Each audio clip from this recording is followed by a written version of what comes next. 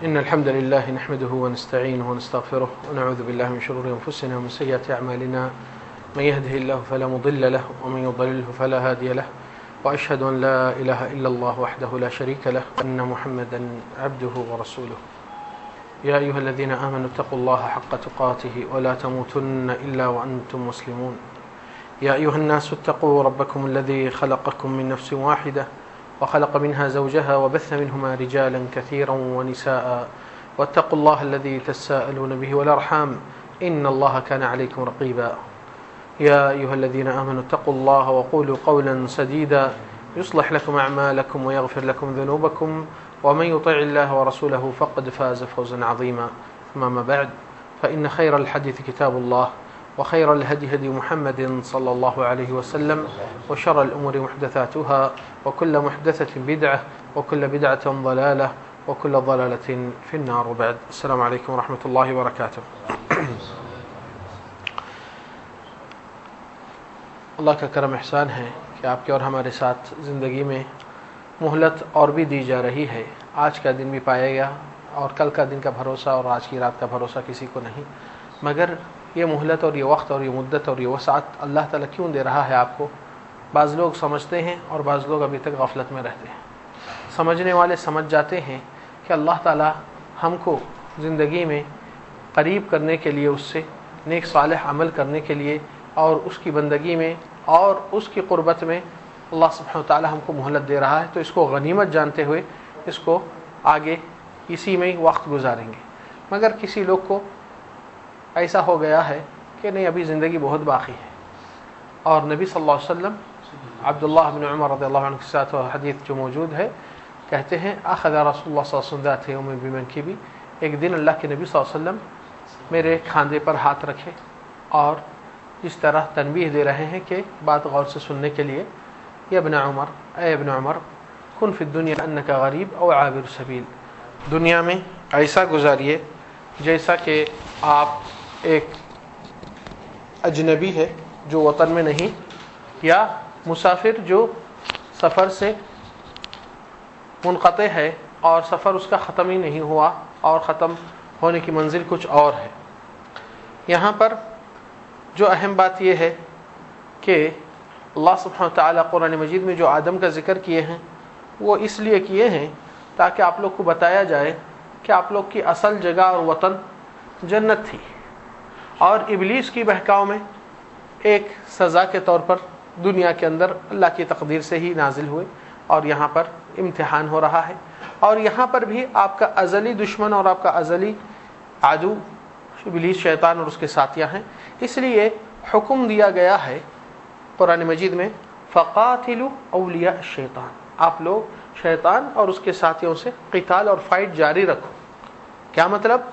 کہ یہ دشمن ہمیشہ کا ہے, تو اگر اس سے فائٹ کرنا آپ بند کر دیں گے گویا کہ آپ انڈر اٹیک ہو جائیں گے.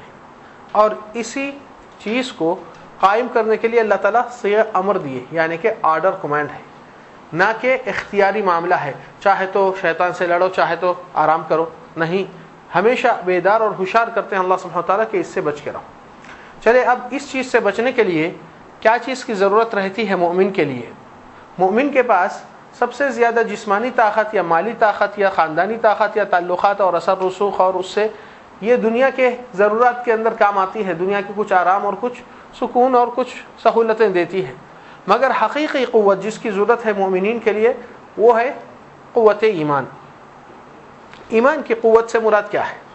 ایمان کی قوت سے مراد یہ چیز ہوتی ہے جو بندہ اللہ سبحانہ تعالیٰ سے اس حد تک جڑا ہوا رہتا ہے جیسا کہ اللہ سبحانہ تعالیٰ کی جو بھی حکم اور فرمان آتی ہے اس کے اندر گہرائی سے تصدیق ہے, اس کے پیچھے بحث, تشویش, شک, سوچنا, ہیزیٹیٹ ہونا, ایسا معاملہ نہیں ہوتا.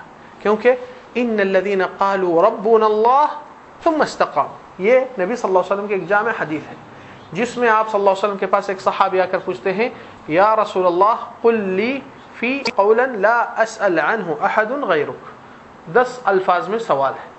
اللہ کے نبی آپ مجھے اسلام کے اندر ایک ایسی چیز بتلائیے جس کے بعد کسی سے پوچھنے کی ضرورت نہیں. تو آپ صلی اللہ علیہ وسلم صرف اس کے لیے نسخہ نہیں بلکہ ساری امت کے لیے نسخہ دیے ہیں, مگر امت کے لوگ کچھ اپنائے کچھ غافل رہے.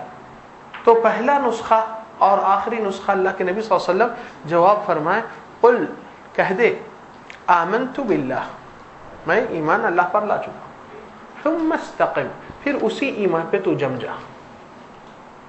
جواب 5 میں آیا, جبکہ ایسا سوال آپ کے سامنے آتا تو شاید اسلام یہ ہے, اس کے عقائد یہ ہے, پھر نماز یہ ہے, روزہ یہ ہے, زکات, کتنی تفصیلات ہے کہ اسلام کے بارے میں آپ سے سوال کر رہے ہیں کہ آپ اس کے بعد کسی سے پوچھنے کی ضرورت نہیں, تو کتنی چیزیں بیان کرنا پڑتا.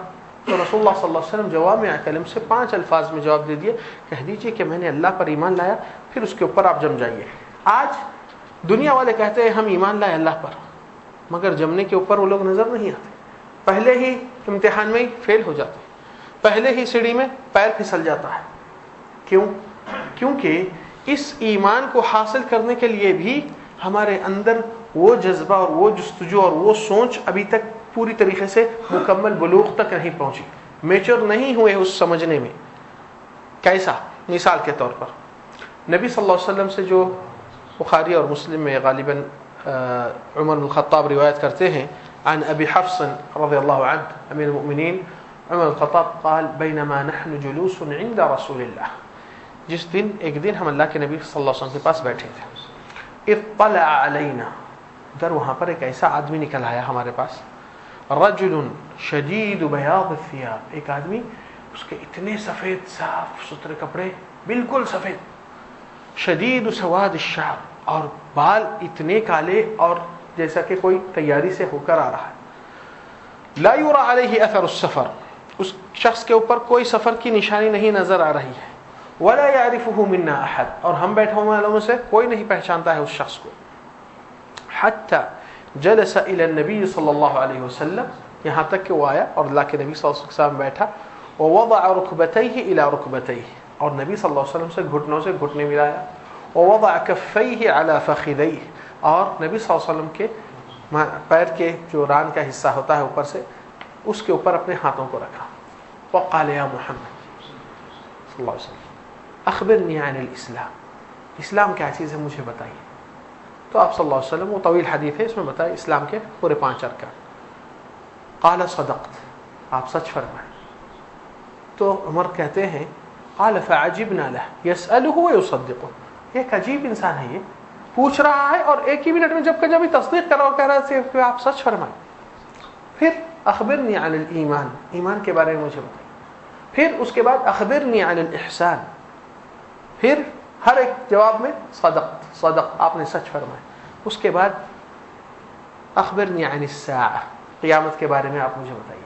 آج لوگ چاہتے ہیں کہ قیامت کے علامات اور چیزیں معلوم کریں, مگر وہ موضوع کہ اس سے پہلے ایک یہ موضوع بہت اہم ہے, کیونکہ یہ سیڑھی ہے اس کے لیے, آگے بھی اگر ہو جاتا تو کیا ہے. تو نبی صلی اللہ علیہ وسلم فرمائے مل مسئول باعلم منها من السائل, پوچھنے والے سے زیادہ علم مجھے بھی نہیں, آپ سے زیادہ جو آپ کو نہیں معلوم مجھے بھی نہیں معلوم کہ قیامت کب ہونے والی ہے. دوسری حدیث میں ایک صحابی جب آ کر پوچھتا ہے اللہ کے نبی کب ہے قیامت, تو آپ صلی اللہ علیہ وسلم فرمائے یہ بہت غور کرنے کا سوال ہے. کیا فرمائے اس آدمی سے, اور یہی سوال میں آپ لوگ سے, یہ پریپریشن ہے تاکہ اگر آنے والے درس میں قیامت کے علامات اور اس کے نشانیاں دیکھنا چاہتے تو یہ درس اس کی پہلی سیڑھی ہے, سمجھ جائیے. وہ درس اس میں فرمائے صلی اللہ علیہ وسلم قال فماذا اعددت لها, قیامت کے بارے میں علامات تو آپ پوچھ رہے ہیں, میں بتا دوں گا, مگر آپ اس دن کے لیے آپ اصل میں تیاری کیا کی ہے, آپ کی کیا تیاری ہے. کیونکہ علامات تو ہو جائیں گے مگر آپ تیاری سے نہیں ہیں تو کیا فائدہ. تو اصل معاملہ نشانیاں آ جاتے ہیں قیامت کی, مگر وہ نشانیاں سننے کے بعد کیا ہماری زندگی میں تبدیلی آتی ہے. کیونکہ اصل معاملہ کہاں سے جڑا ہوا ہے جانتے ہیں, اصل معاملہ یہی سے جڑا ہوا ہے کہ امت کے اندر ایک بہت بڑی بری بنی اسرائیل کی سنت ہمارے اندر آ رہی ہے, اور وہ سنت کو ہم ریجیکٹ کرتے ہیں اور پسند نہیں کرتے. کیا ہے جو نبی صلی اللہ علیہ وسلم قیامت کے علامات میں بھی اس کا ذکر کیے ہیں. چھوٹے علامات میں سے جو عام طور سے ذکر کرے ہیں بہت سے ہیں کہ زنا پھیلتا ہے اور قتل عام ہوتا ہے, بہت سے چیزیں اس میں سے فرمائیں وَيُرْفَعُ الْعِلْمِ, علم اٹھایا جاتا ہے. تو دوسری حدیث میں اس کی وضاحت ہوئی کہ ان اللہ لا يرفع العلم انتزاعا ينتزعه من صدور العلماء, اللہ تعالیٰ آخری زمانے میں قیامت سے پہلے لوگ علماء کے سینوں سے علم کو غائب نہیں کر دیتا, اٹھا لیتا نہیں سینے سے. ولكن يقبض العلم بقبض العلماء, مگر علم اٹھایا جاتا ہے جو بڑے اثر رسوخ علم رکھنے والے وہ لوگ دنیا سے اٹھ جاتے ہیں. تو لوگ جاہل لوگوں کو اپنے صدارت میں, اپنی ذمہ داری میں, اپنے اس میں لیتے ہیں, تو وہ لوگ سے پوچھتے ہیں, ان کو معلوم بھی نہیں, تو وہ لوگ گمراہ ہوتے ہیں اور دوسروں کو بھی گمراہی پہ لے کے آتے ہیں. کہنے کا مقصد کہ ہمارے اندر ایک سیڑھی بہت اہم ہے, وہ یہ ہے کہ علم قرآن کا یا سنت کا جب آتا ہے اس کے لیے ایک الگ انداز ہے. جبریل امی جب آئے, دیکھیے ایک بہت عجیب منظر ہے یہ کہ استاد سے دین سیکھنے کے لیے جب جا رہے ہیں تو بہت خوبصورتی اور تیاری سے ایک عبادت کرنے کے لیے جا رہے ہیں, نہ کہ چلو ایک درس ہے آؤ بیٹھ جائیں گے سن لیں گے, اچھا سمجھ میں آیا تو ٹھیک ہے, نہیں سمجھ میں آیا تو تھوڑا تو مل لیں گے ان سے. یہ معاملہ نہیں ہوتا ہے. اسلام کے اندر سب سے بڑی بنیاد اور سب سے بڑی اہم کہ انسان کان سے نہیں دل سے سنے, اور دل میں نیت یہ رہے. اللہ تعالیٰ کیا فرمائے بنی اسرائیل کے بارے میں, آپ وہ چیز کو دیکھ کر سمجھ سکتے ہیں. اور یہی آیت کو اللہ تعالیٰ ایک جگہ نہیں بلکہ کئی مقامات پر فرمائے اور اس کی تاکید کرے ہیں. جیسا کہ آیت نمبر 93 سورہ بقرہ میں اللہ تعالیٰ فرمائے وَإِذْ رَفَعْنَا مِيثَاقَكُمْ وَإِذْ أَخَذْنَا مِيثَاقَكُمْ وَرَفَعْنَا فَوْقَكُمُ الطُّورَ خُذُوا مَا آتَيْنَاكُمْ بِقُوَّةٍ. جب بنی اسرائیل یاد کرو کہ جب ہم آپ سے عہد و پیمان کانوینٹ پوری عہد لیا گیا کہ اور تمہارے سر پر کس چیز کو اٹھایا گیا, سایہ کس کا ہے سر پر, کوہ طور جو پہاڑ تھا, پہاڑ سر پر رکھا گیا. کیوں؟ خذوا ما آتیناکم بقوہ, جو حکم ہم آپ کو دے رہے ہیں اس کو سختی سے اپنائیے, اس کو پابندی سے عمل میں لیجئے, اس کو قبول کر کے دل جان سے اس کو عمل میں لائیے. تو واسمعوا, دیکھیے پہلے عمل کا اشارہ آیا ہے اللہ تعالیٰ کی طرف سے کہ اس کو سیریس لو, کیونکہ یہ سیریس میٹر ہے. آپ لوگ اس کو ایزی لے لیں گے, اخبار میں بھی پڑھیں گے تو وہ نالج آتی ہے, یہ بھی سنیں گے تو دنیا کا ایک ڈسکوری بھی دیکھیں گے تو وہ بھی نالج آتی ہے, درس بھی سنیں تو اگر یہ ایکویٹی ہے تو درس کی اور دین کی کوئی اہمیت ہی نہیں رہتی.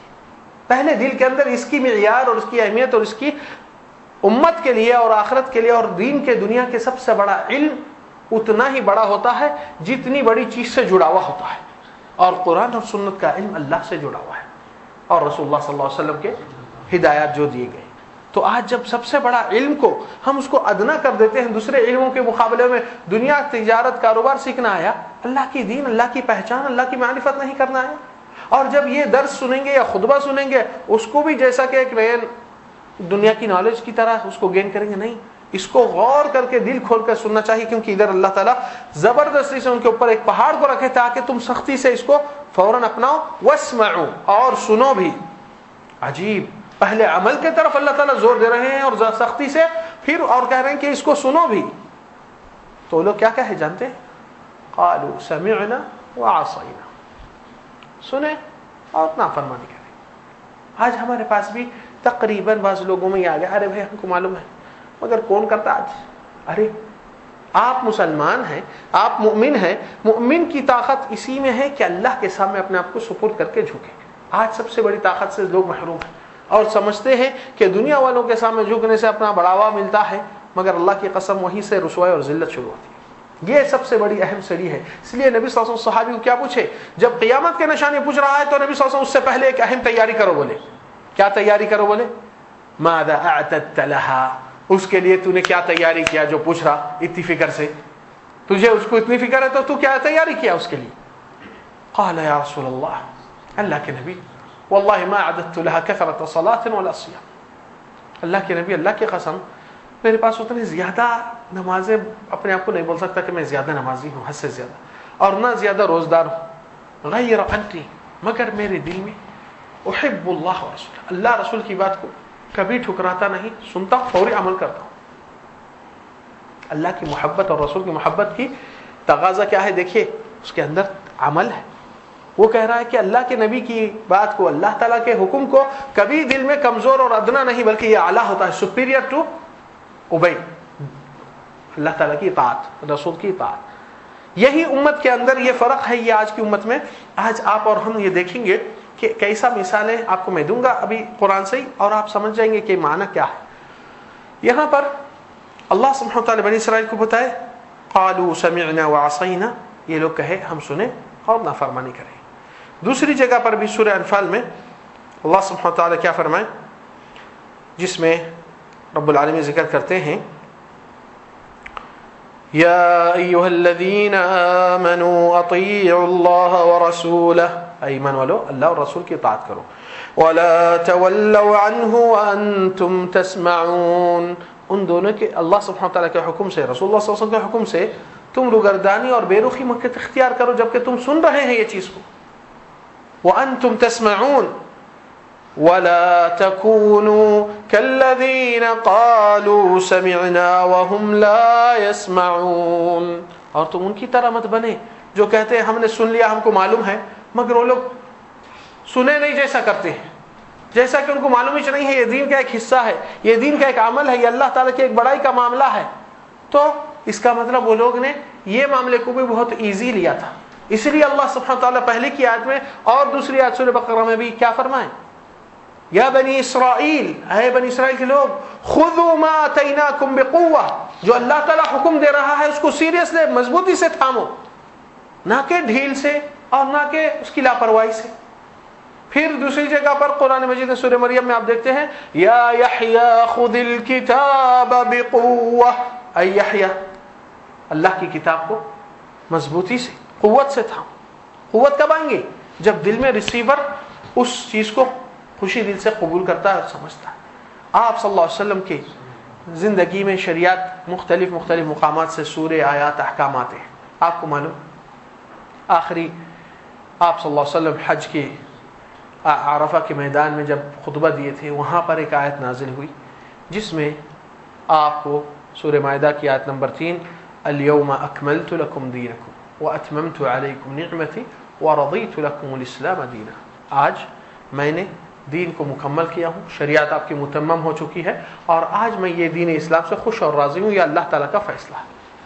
تو جب یہ آیت نازل ہوئی, یہود لوگ آ کر کہے اے اللہ کی قسم, ہم یہودیوں پہ, تم مسلمانوں کے پاس ایسی آیت ہے, اگر ہم پر اترتی تو ہم اس دن کو عید مناتے تھے خوشی کے مارے, اتنی بڑی آیت ہے. تو عمر پوچھتے ہیں رضی اللہ عنہ کون سی آیت ہے, تو لوگ کہتے ہیں الیوم اکملت لکم, آج دین مکمل ہو چکا. تو عمر کہتے ہیں اللہ کی قسم مجھے معلوم ہے یہ نبی صلی اللہ علیہ وسلم کو خود حج کے دنوں میں, عرفہ کے, اور ہمارا عید کا دن ہی تھا وہ, تو اور عید کا دن ہی چلتا ہے. جب یہ آیت آئی ابوبکر صدیق رونے لگے, آنکھوں سے آنسو اور فکر مند غور کرنے کے بعد صحابہ کرام پریشان, یا ابا بکر اتبکی وقد اتم اللہ هذا الدین, اے ابوبکر کیا یہ کوئی رونے کی بات ہے جبکہ اللہ تعالیٰ دین کو مکمل کیا, شریعت اب پوری آ چکی ہے, یہ تو خوشی کا دن ہے.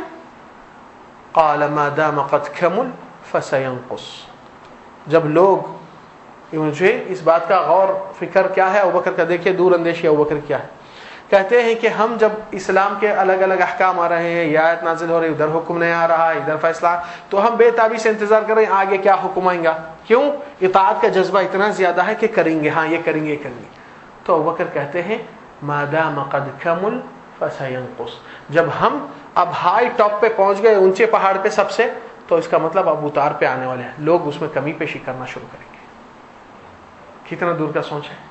یہی چیز کو بلندی پہ اگر قائم رہنا ہے تو اس کا مطلب ایمان کی قوت کی فکر اور دل کے اندر یہ جذبہ کہ یہ سنیں گے تو یہ الگ انداز سے سنیں گے.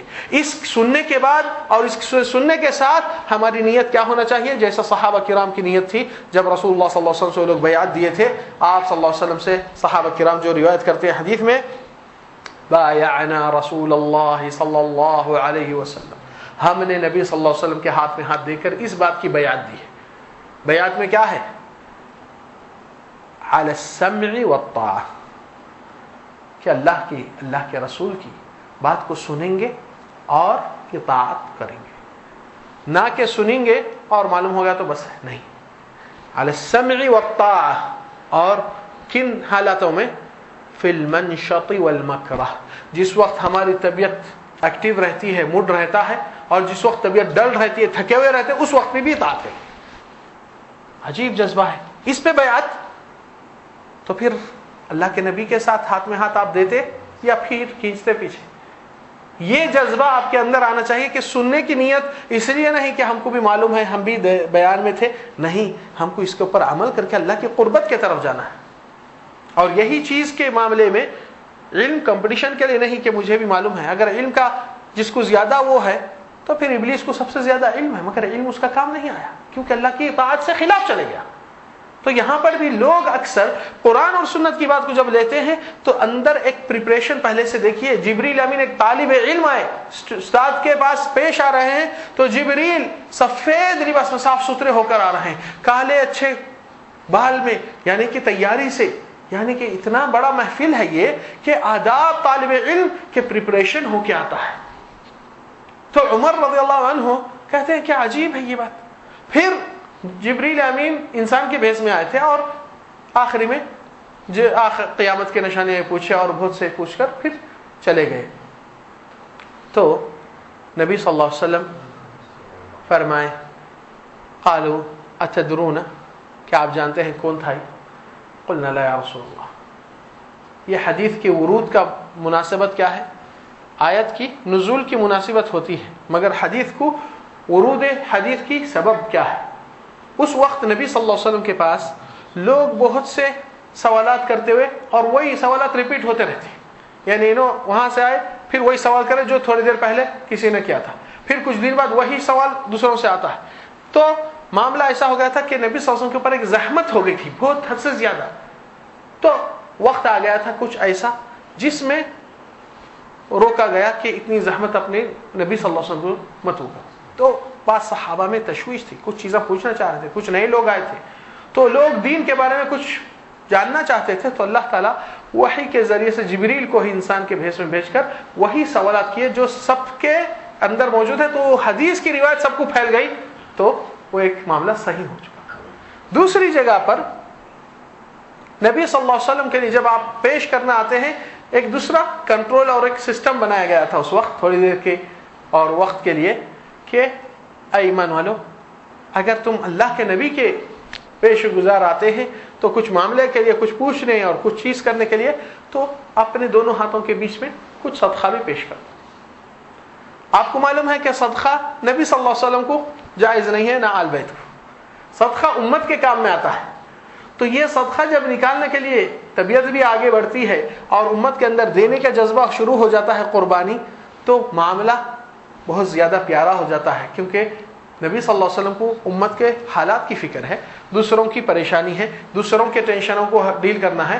تو جب ان کے ساتھ ٹائم پورا اسی میں کھپ جائے تو دوسری چیزوں کو انجام دینے کے لیے تو جب صدقہ بھی آ جاتا ہے تو یہ وہاں کا حل کر دیتا ہے اور یہاں پہ ان کا حل ہوتا ہے. تو یہ آیت بھی اس کے اندر قرآن مجید میں اشفقتم ان تقدموا بین یدی نجواکم صدقات، کیا تم اتنی بھی وہ کرتے ہیں کتراتے ہیں کہ اللہ کے نبی صلی اللہ علیہ وسلم سے اپنی گفتگو یا اپنی تنہا، کیونکہ اکثر لوگ کیا چاہتے ہیں اللہ کے نبی مجھے آپ کو اکیلے میں بات کرنا ہے. تو یہ اکیلے کا معاملہ جب زیادہ ہو جاتا ہے تو امت مستفید نہیں ہوتی. یہ معاملے کے لیے ایک ایسا بھی حکم آیا تھا کہ تنہائی کے اندر اگر وہ کرنا چاہے تو کچھ صدقہ بھی ویسا کر دو تاکہ اللہ تعالیٰ آپ کے صدقے کو بھی وہاں پر قبول کرے اور یہ مسئلہ بھی آپ کا آسان ہو جائے. چلے ہم اب آگے کے اسٹیپ پہ آ گئے. وہ اسٹیپ کیا ہے؟ اللہ سبحانہ وتعالی یہی بات کو پریپریشن کرو کہ آپ لوگ جب بیٹھتے ہیں سنتے ہیں، سننے کے لیے ایک دل کی تیاری اور ایک پریپریشن پہلے سے. جیسا کہ ایک انسان بڑی تقریب کر رہا ہے تو تقریب سے پہلے کتنے تیاریاں، مہمانوں کا استقبال، کہاں کس طریقے سے کھانا پینا، کتنے مہینے پہلے سے تیاری ہوتی. آج ہم اور آپ اللہ سبحانہ وتعالی کے دین کو سیکھنے کے لیے سب سے بڑا علم ہے کیونکہ یہ علم اللہ کی ذات سے جڑا ہوا ہے اور سب سے بڑی چیز کی اللہ سبحانہ وتعالی کی ذات ہے اور وہی رب العالمین کے علم میں کمی پیشی یا کوتاہی یا دل میں ایزی یہ معاملہ چلنے والا نہیں کیونکہ نقصان آپ کا ہے. کیونکہ جب سبجیکٹ آ رہا ہے پہلے اور آخر آپ بیٹھنے والے ہیں تو دل کی گہرائی تک اس کو اتار دیجئے تاکہ آپ کی عملی زندگی میں آپ کے اندر تبدیلی آ جائے. اب دیکھیں گے اللہ سبحانہ وتعالی سورہ انفال میں کیا فرمائے، وَلَا تَكُونُوا، اے ایمان والو، اطیعوا اللہ ورسولہ، اللہ اور رسول کی اطاعت کرو، وَلَا تَتَوَلَّوْا عَنْهُ وَأَنْتُمْ تَسْمَعُونَ، اور روگردانی پہرا مت پھیر لو، پلٹ جاؤ مت جبکہ تم سنتے ہیں اللہ رسول کا حکم. وَلَا تَكُونُوا كَالَّذِينَ قَالُوا سَمِعْنَا وَهُمْ لَا يَسْمَعُونَ. تم ان کی طرح مت بنے جو کہتے ہیں ہم سنے ہیں مگر وہ لوگ سن نہیں پائے، نہ سنے ہیں. کیونکہ سننے سے مطلب سننے کا لسننگ نہیں، سننے کا مطلب کچھ عملی زندگی میں تبدیلی آ جائے. اور وہ نیت جب آتی ہے صحابہ کرام کی بیعت کہ ہم اطاعت گزاری کریں گے، سنیں گے اور اطاعت کریں گے. اس کی مثال آپ لے لیجئے، نبی صلی اللہ علیہ وسلم کے پاس اس سے پہلے بھی ہم اس کی مثال دیے تھے. ایک اعرابی دیہاتی نبی صلی اللہ علیہ وسلم کی مسجد میں داخل ہوتا ہے اور پہلے 2 رکعت تحیۃ المسجد پڑھتا ہے. پھر رسول اللہ صلی اللہ علیہ وسلم کے پاس آتا ہے اور کہتا ہے السلام علیکم یا رسول اللہ کے نبی سلام. تو نبی صلی اللہ علیہ وسلم سلام کا جواب دیتے ہیں وعلیکم السلام یا ھذا ارجع فصلی فانک لم تصلی. اے فلان آپ جائیے نماز پھر سے پڑھیے، آپ نماز ہی نہیں پڑھے. تو وہ جاتا ہے، دوبارہ نماز پڑھتا ہے، پھر سے آتا ہے سلام کرتا ہے، وہی جواب ملتا ہے. تو پھر سے جاتا ہے، پھر نماز پڑھتا ہے تیسری مرتبہ، پھر سے آتا ہے نبی صلی اللہ علیہ وسلم کو سلام کرتا ہے. تو نبی صلی اللہ علیہ وسلم کہتے ہیں اے فلان آپ نماز پڑھیے، آپ نماز ہی نہیں پڑھے. تو آپ کو معلوم یہ 3 مرتبہ اپنی نماز کو دہرایا ہے. کتنے بار؟ یہ پہلی بار یا دوسری بار دہرانے کے بعد یہ تیسری بار یہ آ کر نبی سے یہ حجت اور کہہ سکتا تھا اللہ کے نبی ابھی پڑھا نا، 2 مرتبہ پڑھا نا اس سے پہلے، اور کتنے بار پڑھوں. یہ حجت بحث نہیں تھی. حکم آیا، گئے، اطاعت کرے، پھر آئے. تو تیسری بار جب نبی صلی اللہ علیہ وسلم بولے کہ آ جائیے آپ نماز ہی نہیں پڑھے، اس نے کیا کہا؟ قال یا رسول اللہ واللہ لا احسن غیرها فعلمنی. اللہ کے نبی اللہ کی قسم مجھے اس سے بہتر پڑھنا نہیں آتا یہ طریقے سے جو میں نے پڑھا، تو آپ مجھے تعلیم دیجیے. یہ پوچھ رہا ہے کیوں؟ کیونکہ کرنے کے لیے. آج کافی لوگ جانتے ہیں نبی کا طریقہ، پھر باپ دادا کی سیرت صورت نکالتے ہیں. کتنے نبی صلی اللہ علیہ وسلم کا مقام ادنا کر دیتے ہیں اور دنیا والوں کو اعلیٰ کرتے ہیں. اگر اتباع کا حکم ہے تو اللہ تعالیٰ آپ کے باپ دادا کی مذمت کیا ہے جب جہالت اور گمراہی پہ تھے.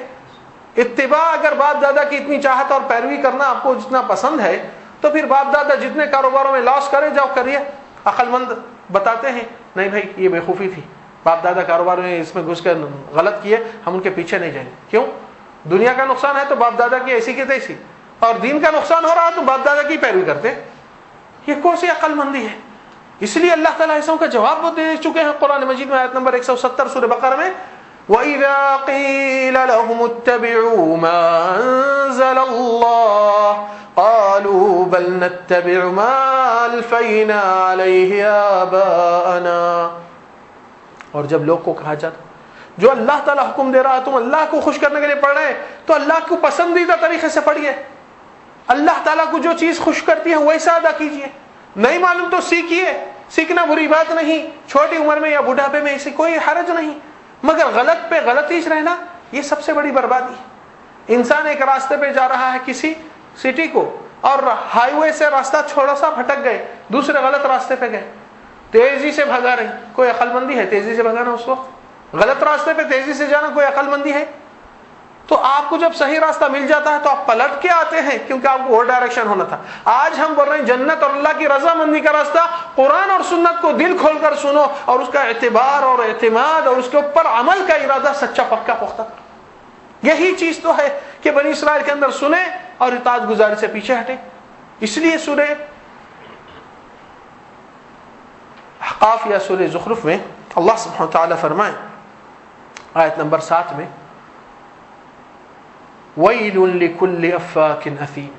برباد اور جہنم ہے ہر وہ افاک جھوٹا اور گناہ بھر کے. اثیم اس کو کہتے ہیں جو گناہ میں لطف پھنسا ہوا ہے. تو اس کے بارے میں کون ہے اللہ تعالیٰ ڈسکرائب کر رہے ہیں، دے رہے ہیں کون ہے یہ جو جہنمی، اس کے لیے جہنم ہے اور گناہ کی زندگی میں گناہ میں لطف پڑا ہوا ہے. يَسْمَعُ آيَاتِ اللَّهِ تُتْلَى عَلَيْهِ. اللہ کے آیتیں اس کے اوپر سنے آتے ہیں، تلاوت ہوتے رہتے ہیں. ثم يصر مستكبرا. پھر اپنی گھمنڈ لے کر ضد کرتا ہے، اٹل رہتا ہے اپنی غلطی پہ. كأن لم يسمعها.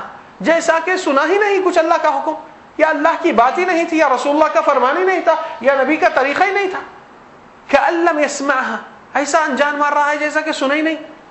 فبشره بعذاب علیم. اس کو خوشخبری دے دو کہ تیرے لیے دردناک عذاب انتظار کر رہا ہے. عجیب، اتنی بڑی وعید اس کے لیے.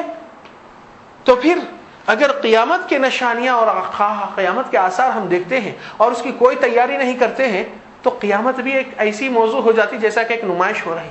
اس لیے پہلے وہ چیز کا احساس کرے کہ قیامت کے علامات آ رہے ہیں تو آپ کو کیا تیاری کرنا چاہیے، آپ کدھر پر پہنچ رہے ہیں. یہ بہت بڑا اہمیت والا موضوع ہے کہ ایمان کو جنریٹ کرنا اور ایمان کی تازگی اور ایمان کی سچائی سنیں گے اطاعت کی نیت سے، نہیں تو یہی باتیں آپ کے خلاف قیامت کے روز گواہ دیں گے. کیا کر لیں گے آپ؟ تو سوال یہ ہے کہ اللہ سبحانہ وتعالی یہاں پر اسی آیت میں یہی بات کو فرمائیں، اور سورہ انفال میں اور سورہ انبیاء میں جیسا کہ رب العالمین قرآن مجید میں جنات کا بھی ذکر جب کیے تھے، کیا ہے ان کی تعریف ہو رہی ہے. تعریف کس کی؟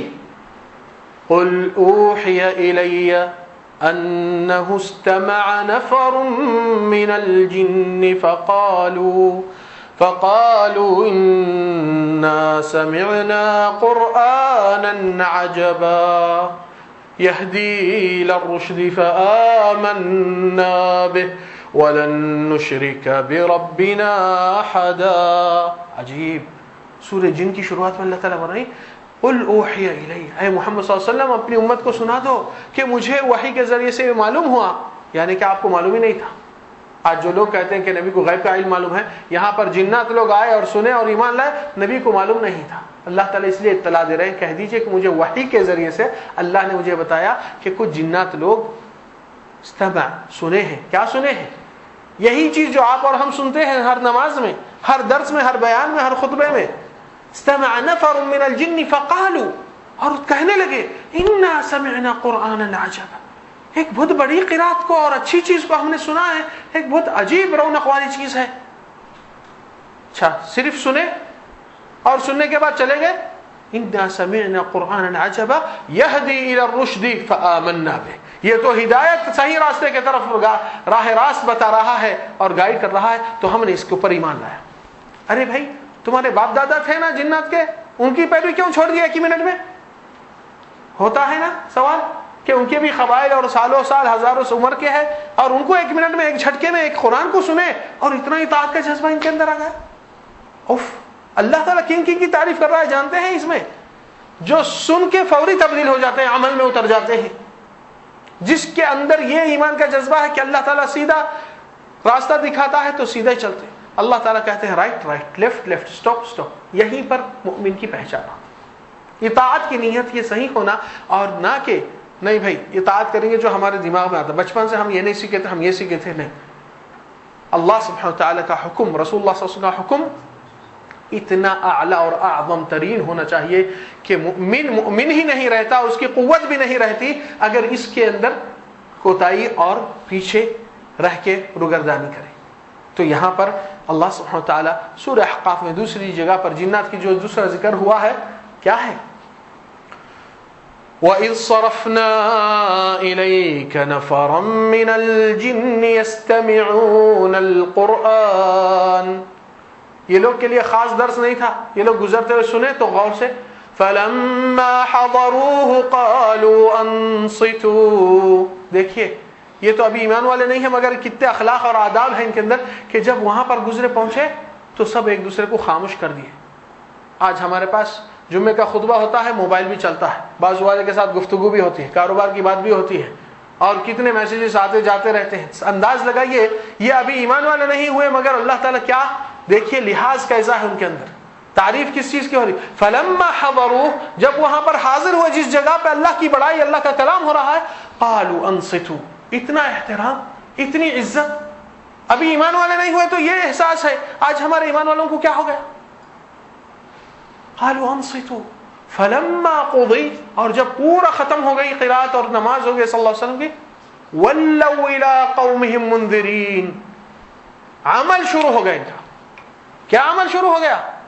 اپنی قوم کو آگاہ کرنے کے لیے فوراً پہنچ گئے. عجیب تبلیغ کا جذبہ اور لوگوں کو پہنچانے کا اسلام کی رسالت کی ذمہ داری. ارے بھائی ابھی آپ اللہ اللہ ابھی ایک جمعہ بھی نہیں ہوا آپ کا. یہ جنات کو وَلَّوْا إِلَىٰ قَوْمِهِمْ مُنذِرِينَ، اپنے لوگوں کو، اپنی قوم کو جتاتے ہوئے جاتے ہیں. قالوا، اور کیا کہتے ہیں اپنے لوگوں کو؟ سنیے اللہ تعالیٰ معاملہ صرف وہاں سننے کا نہیں، سننے کے بعد کا عمل کیا ہوا، اللہ تعالیٰ کیا تعریف کی ادا کر رہا ہے. وَلَّوْا إِلَىٰ قَوْمِهِمْ مُنذِرِينَ، اپنے قوموں کو جگانے کے لیے پہنچ گئے، اور کیا کہا اپنے قوم سے؟ قالوا یا قومنا انا سمعنا کتابا انزل من بعد موسیٰ، اے ہمارے لوگ، اے ہماری قوم، موسیٰ کے بعد بھی کچھ کتاب نازل ہوئی ہے. یعنی کہ وہ لوگ پیغمبر کی اتباع میں ماشاءاللہ فکر مند ہیں، اور یہ نہیں کہ وہ پیغمبر کیوں آیا، یہ پیغمبر نہیں، تسلیم کرتے ہیں جب حق کی بات آتی ہے. سمعنا کتابا انزل من بعد موسیٰ، اور یہ کتاب کی خصوصیت کیا ہے؟ مصدقا لما بین یدیہ، موسیٰ کی کتاب کی باتوں کی تصدیق یہیں پر ہو رہی ہے. یہدی الی الحق، یہ ہدایت دے رہا ہے صحیح راستے کی طرف، حق کی طرف. وَإِلَىٰ طَرِيقٍ مُسْتَقِيمٍ، اور راہ راست پہ صراط مستقیم کی طرف. اس کے بعد کیا ہے؟ غور کرنے کی بات یہ ہے، یا قومنا اجیبوا داعی اللہ وآمنوا بہ، ہم جیسا ایمان لا لیے اس چیز پہ، اے ہماری قوم تم لوگ اللہ کے پکارنے پیغام دینے والے کی قبول کر لو دعوت، اور تم لوگ بھی ایمان والے بن جاؤ. فوراً عمل پہ آنا جب تک کامیابی نہیں. اور اللہ سبحانہ وتعالی قرآن مجید میں جو سورہ یاسین میں آیت آئی ہے کیا ہے؟ وہ ایک مومن آل یاسین، جب وہ پیغمبر تین ان کی بستی میں آتے ہیں تو وہ ایک شخص ہے، مگر اس کی تعریف قیامت تک ہو رہی ہے، صرف وہ چند کلمات، چند امور کا احساس لیا ہے. وَمَا لِيَ لَا أَعْبُدُ الَّذِي فَطَرَنِي وَإِلَيْهِ تُرْجَعُونَ، اور میں اللہ کی بندگی کیوں نہیں کروں جس نے مجھے صحیح راستے فطرت پہ پیدا کیا اور اس کی طرف لوٹنا ہے. اور اپنی بستی والوں کو، اپنی قوم کو کہہ رہا ہے جتا کر، یا قومنا، اے میرے لوگ. وجاء رجل من اقصى المدينة يسعى قال يا قوم اتبعوا المرسلين، اے میرے قوم یہ پیغمبروں کے پیغام کو قبول کرو. اتبعوا من لا يسألكم اجرا وهم مهتدون، جو آپ سے کوئی معاوضہ نہیں چاہتے اور وہ خود ہدایت پہ ہے. وما لي لا اعبد الذي فطرني واليه ترجعون، اور میں اس رب کی عبادت کیوں نہیں کروں جس نے مجھے فطرت پہ پیدا کیا. تو اب اس کے بعد دیکھیے کہ یہاں پر نبی صلی اللہ علیہ وسلم کی حدیث کی طرف ہم چلیں گے، تھوڑا سا ایک دوسرا رخ لیں گے بنی اسرائیل کی طرف. نبی صلی اللہ علیہ وسلم فرمائے کہ تم سے پچھلی امتوں میں سے ایک شخص تھا جس نے 99 جان کی قتل کیا ہے، حدیث معروف مشہور ہے. تو اس نے پوچھا کہ کسی سے مجھے پوچھنا ہے کہ میرے لیے کوئی توبہ ہوتا ہے. تو اس کو کسی عبادت گزار اللہ والا، عبادت کرنے والے آدمی کے پاس لے کر گئے، بولے پوچھو ان سے. تو وہ عبادت کرنے والا ہے، عالم نہیں ہے. تو اس سے کہا کہ میں نے 99 جانوں کو جان قتل کیا ہوں، اور کیا میرے لیے کوئی توبہ ہے؟ تو اس کو علم نہیں تھا، کہا تھا 99 خون کیا ہے، ایسوں کو اللہ معافی نہیں کرتا، جہالت کا فتویٰ. تو اس نے اس سے 100 کر دیا، اس کو قتل کر کے. اب کیا ہے، دوسرا چارہ ہی نہیں ہے، اب مرنا ہی مرنا ہے، تو پھر معافی نہیں ہے تو اب اس کو بھی کر لیں گے، سینچری ہو جاتی ہے. پھر پوچھتا ہے، دیکھیے کوشش کرنا آپ کا کام ہے. اللہ سبحانہ تعالیٰ کے دین میں ہمارے اندر ایک بہت بڑی جہالت اور ایک افسوس آ رہی ہے کہ بہت بڑے مسئلوں مسائل پوچھتے ہیں اور اتنی حجتیں کرتے ہیں، آخری میں عمل میں کوئی بھی نہیں الا ماشاء اللہ. یہ بہت بڑی آفت ہے کہ بنی اسرائیل کی صفت میں اللہ کے نبی صلی اللہ علیہ وسلم فرمائے انما اہلک من کان قبلکم، تمہاری پچھلے امتوں سے، تمہارے سے پہلے امتوں کی ہلاکت کی وجہ کیا تھی؟ کثرت مسائلہم، مسائل کو زیادہ پیچیدگی پیدا کرتے رہتے، واختلافہم علی انبیائہم، اور پیغمبر ایک کہتا ہے وہ لوگ حجت کرتے، پیغمبر نہیں، ایسا نہیں مطلب تھا پیغمبر کا، ایسا تھا. ہر کوئی اپنی اپنی تاویلات نکالتے. یہ بہت بڑی آفت تھی، اس لیے تو ہلاک ہوئے تھے. تو آج امت محمدیہ کی ہلاکت کی وجہ ہم اس حصے میں نہ بنیں. اس لیے یہاں پر اللہ سبحانہ وتعالی یہی چیز کو پسند کرتے ہیں، اور قسم کھائے اللہ تعالیٰ. اور رب العالمین قسم کھانا معمولی بات نہیں ہے. قسم کھانا رب العالمین یعنی کہ اللہ تعالیٰ ناراض ہوتا ہے اگر اس بات کو نہیں مانیں گے، بہت زیادہ سختی سے بولنے کے بعد بھی. کیا کہیں؟ فَلَا وَرَبِّكَ لَا يُؤْمِنُونَ، اے محمد صلی اللہ علیہ وسلم تیرے رب کی قسم یہ لوگ ایمان والے کبھی نہیں ہو سکتے. کب تک؟ حَتَّى يُحَكِّمُوكَ فِي مَا شَجَرَ بَيْنَهُمْ، جو آپس میں اختلاف بحث ہے، جب تک آپ کے فیصلے کی طرف یہ لوگ نہیں آئیں گے، اللہ رسول کا فیصلہ. ثم، اور وہ فیصلہ ملنے کے بعد، لا يجدوا في انفسهم حرجا مما قضيت، اور اس کے فیصلے سننے کے بعد دل میں ذری بھی جھجک، تکلف، ارے ایسا کرنا لازم ہے، ضروری ہے، نہیں کرے تو چلتا، یہ کون سی امت ہے؟ کرنے والی امت دکھ رہی ہے، بھاگنے والی امت دکھ رہی ہے عمل سے. واللہ بہت افسوس سے، شرم سے کہنا پڑتا ہے کہ جتنی حجت، اور بعض لوگ اتنے مسائل پوچھتے ہیں جیسا کہ یہ ماشاءاللہ جانباز سے ہٹنے والے نہیں، اور اتنے پابندی سے وہ کرتے ہیں، مگر افسوس کہ علم چیلنجی اور کمپٹیشن کے لیے لیا جا رہا ہے بعض وقت کہ نہیں ہم کو بھی معلوم ہے، ہماری بھی حجت سامنے آگے والے کو خاموش کر سکتی ہے. یہ نہیں ہے نیت مومن کی. نبی صلی اللہ علیہ وسلم فرمائے حدیث میں، من طلب العلم، جو کوئی دین کا علم طلب کرتا ہے، لیجاری بہ العلماء، تاکہ علماء کی برابری سے میں بھی ٹکر ان کے گھٹنے کے ٹیک کے برابر آ جاؤں، ویباری بالسفہاء، اور جاہلوں کے اوپر اپنا بڑا پن، اونچا پن دکھائے، ہاں، فلیتبوأ مقعده من النار، کما قال علیہ الصلوۃ والسلام. تو آپ صلی اللہ علیہ وسلم فرمائے تو اس کو جہنم کا ٹھکانہ تیار ہو جائے، اس کے لیے انتظار کرے. عجیب، یہ مقصد نہیں ہے علم کا. علم کا مقصد عمل ہے کہ میں اپنی نجات کیسا کر سکوں، میں اپنی ایمان کی قوت سے کیسا جیت سکوں. تو اللہ تعالیٰ بولا یہ تو ایمان والا ہو ہی نہیں سکتا جو اللہ رسول کا حکم آنے کے بعد اپنی حکم کو سوچیں گے، دیکھیں گے، پوچھ کے کروں گا. ارے بھائی کس سے پوچھنا ہے جب اللہ کا حکم آیا، رسول اللہ صلی اللہ علیہ وسلم کا حکم آیا، اور کس کی مجال ہے یہاں پر؟ اس لیے اللہ تعالیٰ فرمائے ہرگز یہ لوگ ایمان والے نہیں ہو سکتے ہیں جب تک کہ اللہ کہ نبی صلی اللہ علیہ وسلم آپ کے فیصلے کی طرف یہ لوگ رجوع نہیں ہوتے. ثم لا يجدوا في انفسهم حرجا مما قضيت ويسلموا تسلیما، اس حکم کے حوالے سپرد ہو جائے اور دل میں کوئی کشش اور کوئی حرج اور کوئی تکلیف نہیں محسوس کرتے. دوسری جگہ پر اللہ سبحانہ وتعالی یہی فرمائے، جیسا کہ آپ کو معلوم ہے واقعہ جس میں نبی صلی اللہ علیہ وسلم آپ اس وقت مال غنیمت تقسیم کیے تھے، اور ایک شخص آیا اور اس کو مال میں سے دوسروں کو بانٹا، اور میں اتنا کچھ زیادہ، دوسروں کو کچھ ملا ہے، کچھ ان کو کم ان کو زیادہ. تو نبی صلی اللہ علیہ وسلم کچھ حکمت سے تقسیم کر رہے ہیں، تو وہ کہتا ہے واللہ انہا قسمۃ ما ارید بها وجہ اللہ، یا محمد اعدل فانک لم تعدل، اے محمد انصاف سے بانٹو، آپ انصاف سے نہیں بانٹے. تو نبی صلی اللہ علیہ وسلم پلٹ کر بولے ویحک، خبردار، ومن يعدل ان لم اعدل انا، اگر میرے سے انصاف اور عدل نہیں ہو سکتا تو پھر اور کون کر سکتا ہے یہ چیز کو.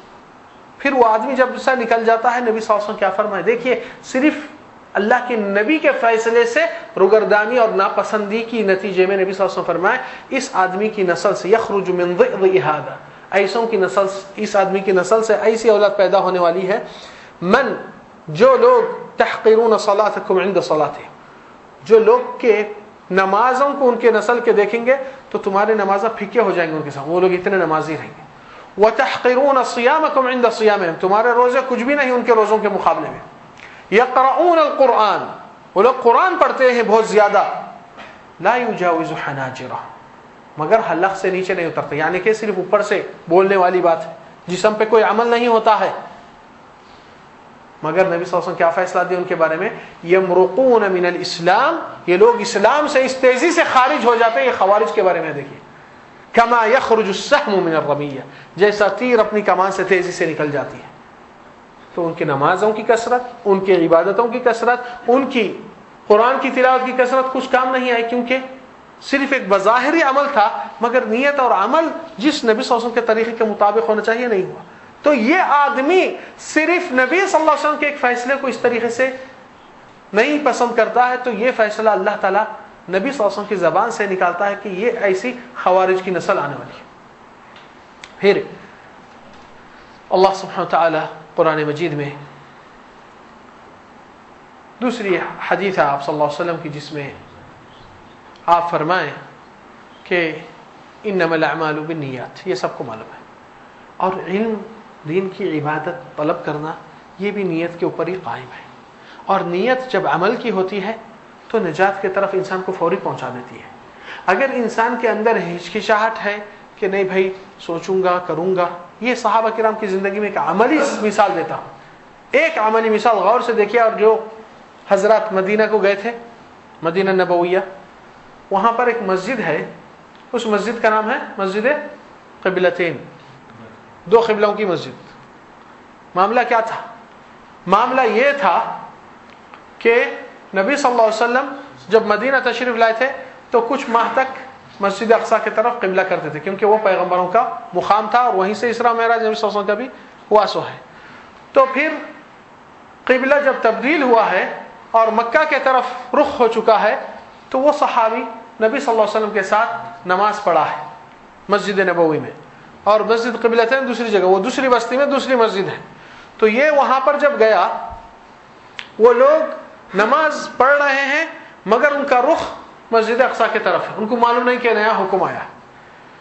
تو یہ شخص جو نبی کے پیچھے نماز ابھی پڑھا، وہ لوگ ظہر یا عصر کی نماز تھی جس میں 2 رکعت ہو چکے تھے، تو اس نے وہاں سے گزرتے ہوئے اپنی بلند آواز سے کہا ان کے سامنے، اشہد ان لا الہ الا اللہ وان محمد رسول اللہ واشہد انی صلیت مع رسول اللہ الی الکعبہ، اور میں گواہی دیتا ہوں کہ میں اللہ کے نبی کے ساتھ ابھی نماز پڑھ کے آیا اور قبلہ رخ کعبۃ اللہ کی طرف ہو چکا ہے۔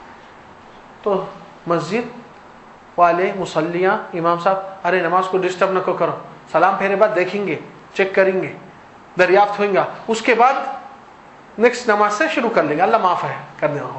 نہیں، اطاعت کا جذبہ دیکھیے، امام صاحب مصلیاں پورے قبلے رخ وہیں پلٹتے ہیں، نماز کی حالت میں تبدیل ہو جاتا ہے اور پورا کا پورا ڈائریکشن 2 رکعت وہاں پر ہوتے ہیں۔ یہ کہیں کا ثبوت ہے؟ اللہ رسول کی حکم کی اتباع۔ ابھی یہ آدمی کہا ہے، ابھی رسول اللہ صلی اللہ علیہ وسلم کہے بول کر وہ بات وہاں سے آرڈر نہیں پاس ہوا ہے، صرف ایک صحابی وہ بھی نبی صلی اللہ علیہ وسلم کے عمل کو پیش کر رہا ہے، تو اتباع کا جذبہ کیسا ہے؟ مسجد کا نام ہی مسجد قبلتین ہے، جا کے دیکھ سکتے ہیں۔ یہ اطاعت کا جذبہ جو صحابہ میں تھا عمل کے لیے، یہ بے تابی سے ہمارے اندر وہ چیز موجود نہیں۔ اس لیے ایمان کی قوت سے ہم دنیا کی ساری فتح کر سکتے ہیں، مگر افسوس کہ ایمان کی قوت کا بیس ہمارے پاس کمزور اور ڈھیلا ہے۔ اس لیے یہ بیس جب رہتا ہے، یقین مانے پوری دنیا اللہ تعالیٰ آپ کے قدموں میں رکھ دیں گا جب آپ اس دنیا کو اللہ کے حکم کے مطابق لے کر چلیں گے۔ تو یہاں پر آپ جانتے ہیں کہ یہی واحد عمل جو اللہ سبحانہ وتعالی قرآن مجید میں بھی کئی مرتبہ ذکر فرمائے، اور یہ بھی اس کے بارے میں احکام اور آیات آئے ہیں، اور آپ کو معلوم ہونا چاہیے کہ چھوٹی سی چیز اگر انسان زندگی میں اپناتا ہے اور اس سے مطمئن ہے تو آگے تک بھی اس کو اطمینان سے دوسروں کو بھی پہنچاتا ہے۔ مگر ایسا لگ رہا ہے کہ آپ خود ابھی تک اپنے خود دین اسلام سے، دین کے احکام سے، ایمان کے اعمال سے پوری طرح مطمئن نہیں ہوئے تو دوسروں تک پہنچانا کہ آدھی ادھوری بات رہ جائیں گی۔ ایسا محسوس لگ رہا ہے کہ یہ جذبہ ایمان کا اور دعوت کی نشر و اشاعت کا اور یہ چیز کی ذمہ داری کا احساس آپ کے اور ہمارے اندر کمزور ہے، اور سننا برائے سننا تو یہ کام نہیں آنے والا ہے۔ سنو اور یہ پہلا تصور کرو کہ یہ حدیث، یہ دعا، یہ عمل، یہ عبادت۔ واللہ میں گزشتہ گئے سو سال تقریباً کچھ مساجد میں خطبے بھی ہوئے، یہاں پر بھی ہوئے تھے، میں ایک واقعہ ذکر کر رہا تھا، وہ قصے کے طور پر تھا، مگر سبحان اللہ اس کے بعد تھوڑی سی ایک اچھی امید میں محسوس کیا امت کے اندر کہ ایسے لوگ بھی موجود ہیں۔ میں ایک واقعہ شاہد ذکر کر رہا تھا، یہاں پر بھی آپ لوگ سنے تھے نہیں سنے تھے، جس میں ایک مدینہ میں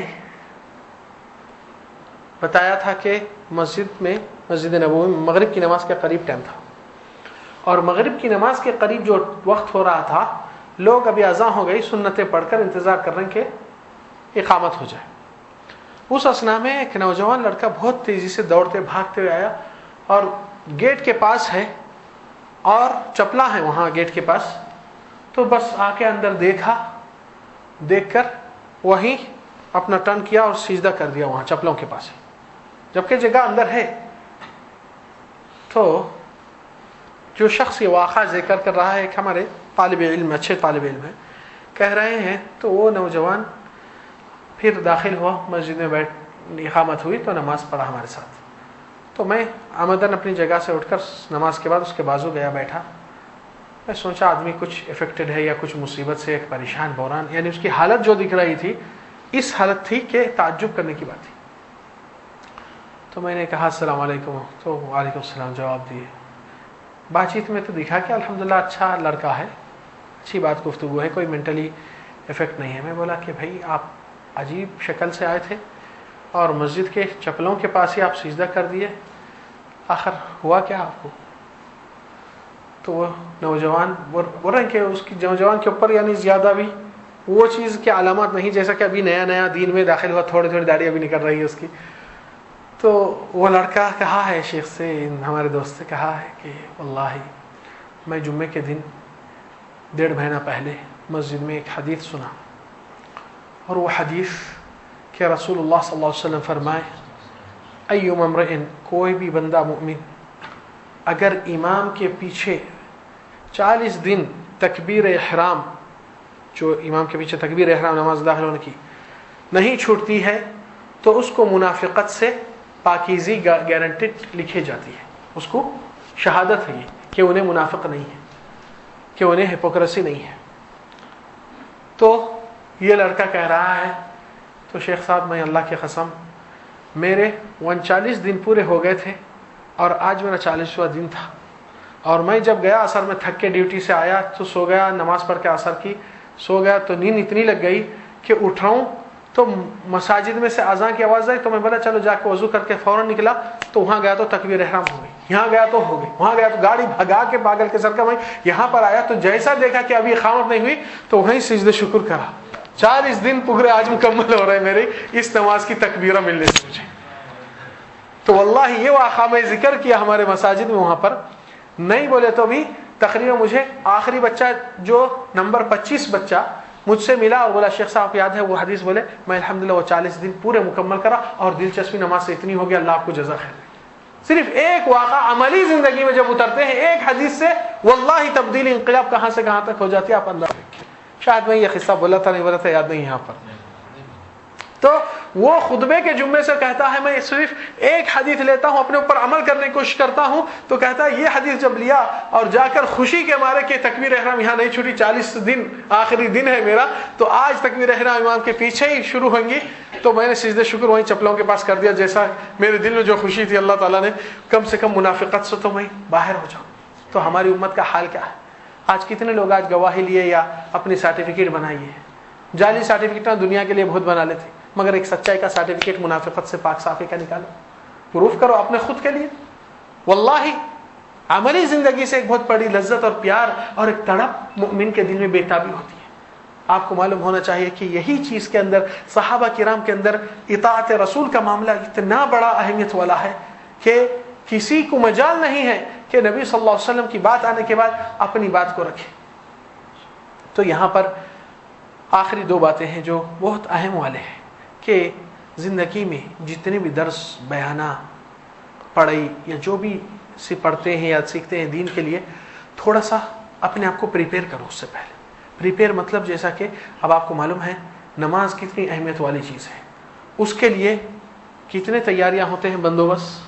پہلے وقت داخل ہو جاتا ہے، پھر اذان ہوتی ہے، پھر لوگ وضو کر لیتے ہیں، پھر نماز کی طرف جاتے ہیں، پھر سنت پڑھ لیتے ہیں، پھر اقامت ہوتی ہے، پھر امام صفوں کو درست کرتے ہیں، پھر تکبیر کر کے نماز داخل. کتنے پریپریشن ہیں تقریباً. کیوں؟ ایک بڑا معاملہ ہے یہ، مگر کیونکہ ہم عادتوں میں اس کا احساس کم کر لیے. بہت بڑا کام کر رہے ہیں مگر نیتوں کو حاضر کرتے ہوئے کریے، الحمدللہ اس کا ریوارڈ پورا آپ کو آتا ہے. جب اول آخر کر رہے ہیں تو ایک دل کی بےتابی اور تڑپ سے کیجیے. کیا فائدہ آپ کے جسم کے گھٹنے ٹکے ہیں، پیشانی ٹھیکی ہے، آپ کی کمر جھکی ہے، مگر آپ کا دل اللہ کے لیے کیوں نہیں جھکا؟ کیوں؟ اللہ کا بندہ نہیں؟ اس کو پہلے جھکائیے. حقیقت یہ احساس ہونا ضروری ہے، کیونکہ اطاعت کا جذبہ اور مومنین کی سب سے بڑی طاقت اگر ہو سکتی ہے تو یہ فاؤنڈیشن کے اوپر ہی قائم ہو سکتی ہے. اگر یہ فاؤنڈیشن نہیں، دنیا والے بھی آرڈر دیے تو اس سے زیادہ ڈرتے ہیں، اور دنیا کے آرڈر کو بریک کرنے کے لیے سزا جیل ہوتی فلان ہوتی اتنا ڈرتے ہیں، اور اللہ کے ڈر سے بالکل دور ہوتے ہیں. تو یہ معاملہ تھوڑا سا اس میں تھوڑا اپنا دل کو مینٹین کرنا، اپنی حالت کو عملی زندگی کی طرف لے آنا، اور جتنے حدیث سنے اور عمل نہیں ہوا کوشش کرے کہ ہم اس کو عمل میں لے آئیں. حقیقت میں یہ چیز زندگی عملی زندگی ہے، اور عملی زندگی میں کبھی چھوٹا سا عمل ہزاروں اعمال سے زیادہ بہتر ہوتا ہے. کیوں؟ سچے دل سے اور یقین سے، اور اس کے دل کی گہرائی کے اندر ایک اور نوعیت ہے. اس لیے صحابہ کرام میں نبی صلی اللہ علیہ وسلم جب فرمایا حدیث میں کہ اگر ایک ترازو میں ابو بکر کا ایمان ایک طرف رکھے اور میری ساری امت کا ایمان ایک طرف، تو ایمان ابو بکر راجح ہوتا ہے، بھاری پڑتا ہے پوروں سے۔ صحابہ کرام کہتے ہیں واللہ ما سبقنا ابو بکر بکثرت صلاۃ ولا صیام، اللہ کی قسم ہم کو معلوم ہے ابو بکر ہم سے آگے نہیں بڑھے کہ انہوں زیادہ نمازیں پڑھتے تھے، ہم کم پڑھتے تھے، ہم بھی تو اس سے زیادہ بھی پڑھے، اور نہ روزوں میں ہم کمی کرے تھے، ابو بکر بھی پھر بھی اس سے کمپٹیشن ہم کو آگے نہیں بڑھے، ابو بکر یہ چیزوں سے برابری میں تھے، ہم سب چیز عمل میں یہ، ولکن بشیء وقر فی قلبہ، مگر ابو بکر کے دل میں ایک ایمان کی قوت اس کے دل میں اتر چکی تھی۔ نبی صلی اللہ علیہ وسلم سے ایک بات مشرکین مذاق اور ہنسی اڑانے کے طور پر بھی لاتے ہیں اور کہتے ہیں ابو بکر تمہارے ساتھی کیا کہہ رہا ہے سنیں، یہ بڑی پاگل پن کی بات ہے جو کسی کے دماغ میں نہیں داخل ہوتی ہے۔ ہم لوگ تجارت رحلت الشتاء والصيف، شام کو یمن کو جو تجارت کے لیے جاتے ہیں، اونٹوں کی سواری سے تیز بھی جائیں گے تو ہم کو 1 مہینہ لگتا ہے جا کے اور 1 مہینہ لگتا ہے آنے کے لیے، اور تمہارا ساتھی کیا کہہ رہا ہے کہ اس کو کل ایک ہی رات میں وہ گیا بھی مسجد اقصی اور وہ اسی رات میں بھی آ گیا۔ کیا بیوقوفی کی بات ہے، کوئی مانتا ہے یہ دماغ میں گھسنے والی بات؟ اب اس وقت تو مشرکین کے لیے ایک بہت بڑا ایڈورٹائز تھا کہ اس چیز کو بہت پھیلاؤ، کیونکہ یہ گرانے والی بات ہے، کوئی دماغ قبول نہیں کر سکتا، لاجیکلی ناٹ ایکسیپٹڈ، تو دنیا کے لاجک استعمال کرتے ہیں۔ جب ابو بکر کو یہ بات کہتے ہیں تو ابو بکر کیا جواب دیے جانتے ہیں؟ قال واللہ لئن قال ذلك فقد صدق، اگر محمد صلی اللہ علیہ وسلم یہ بات کہے تو بے شک وہ سچ ہے، میں تو اس سے زیادہ یقین کرتا ہوں، اگر وہ کہہ دے کہ آسمان کو جا کر آئے تو میں مانتا ہوں۔ اللہ اکبر، ابھی وہ بات آئی نہیں آسمان کی، صرف زمین کی بات پہ اتنی تشویش ہو رہی ہے، اور ابو بکر اپنے سچے دل سے بولتے ہیں کہ اگر محمد صلی اللہ علیہ وسلم کہتے کہ میں آسمان کو جا کر آیا ایک ہی رات میں تو میں ماننے کے لیے تیار، میں مانتا ہوں۔ اسی لیے تو صدیق کا خطاب دیا گیا۔ ابو بکر کا اصلی نام کیا ہے جانتے ہیں؟ ہاں کیا ہے؟ عبداللہ، ہاں عبداللہ، ان کے والد کا نام ابن ابی قحافہ، اور یہ ابو بکر کے یعنی معروف زیادہ ابو بکر صدیق کا خطاب جو دیا گیا، اور صدیق ایک درجہ ہے، پیغمبروں کے بعد کا فوری درجہ وہی، کیونکہ اللہ تعالیٰ فرمائے صراط مستقیم جو آپ ہر نماز میں مانگتے ہیں کس کے ساتھ اٹھنے کے لیے قیامت کے روز؟ اللہ تعالیٰ فرمائے اولئک الذین انعم اللہ علیہم، ہم کیا بولتے ہیں؟ صراط الذین انعمت علیہم، اللہ ہم کو ان کا راستہ چاہیے جس کے اوپر آپ کا انعام ہوا، تو اللہ تعالیٰ کس کے اوپر انعام کرے؟ اولئک الذین انعم اللہ علیہم، وہی لوگ پر اللہ تعالیٰ کا انعام ہوا ہے، من النبیین پیغمبروں پر، والصدیقین صدیقیت کا ایک درجہ ہے، والشہداء اللہ کی راہ میں شہید ہونے والے، والصالحین اور نیک صالح لوگ، وحسن اولئک رفیقا اور ان کی رفاقت ساتھ جس کو ملے گی وہ خوش نصیب والا ہوتا ہے۔ سمجھے نا ادھر سے ادھر معنی کیسا ہو رہا ہے؟ اس لیے صراط مستقیم جو مانگتے ہیں نماز میں، سب سے پہلا معنی صراط مستقیم کا خود سورہ فاتحہ میں بہت سے بڑی تفصیل تشریح ہے، مگر صراط مستقیم سے مراد توحید اللہ کی، شرک سے پاکی، اور یہی معنی سورہ فاتحہ میں ہزاروں مرتبہ ریپیٹ ہوا، ہر آیت وہی دلالت دیتی ہے، مگر وقت نہیں ہے، مگر اس کی تفصیل صرف سورہ کا ادھر ایک ٹکڑا آیا تھا، اس کا مفہوم دوسری آیت میں آیا ہے۔ اسی طرح اہدنا الصراط المستقیم جب آپ مانگتے ہیں اللہ ہمیں صراط مستقیم سے نواز دے، تو کیا ہے صراط مستقیم؟ سورہ مریم میں بھی دیکھیے عیسی ابن مریم کیا ہے، جب بچے کی یعنی پیدا ہوا بچہ بات کر رہا ہے، گفتگو کر رہا ہے، وَإِنَّ اللَّهَ رَبِّي وَرَبُّكُمْ فَاعْبُدُوهُ، اور اللہ تعالیٰ میرا رب ہے تمہارا بھی رب ہے تو اسی کی عبادت ہونا چاہیے، هَذَا صِرَاطٌ مستقیم، اسی کو صراط مستقیم کہتے ہیں۔ دوسری جگہ سورہ یاسین میں بھی اس کی تشریح ہے، جو اللہ سبحانہ وتعالی فرمائے، اور یہ فرمان اسی طریقے سے ہے، یہی معنی سے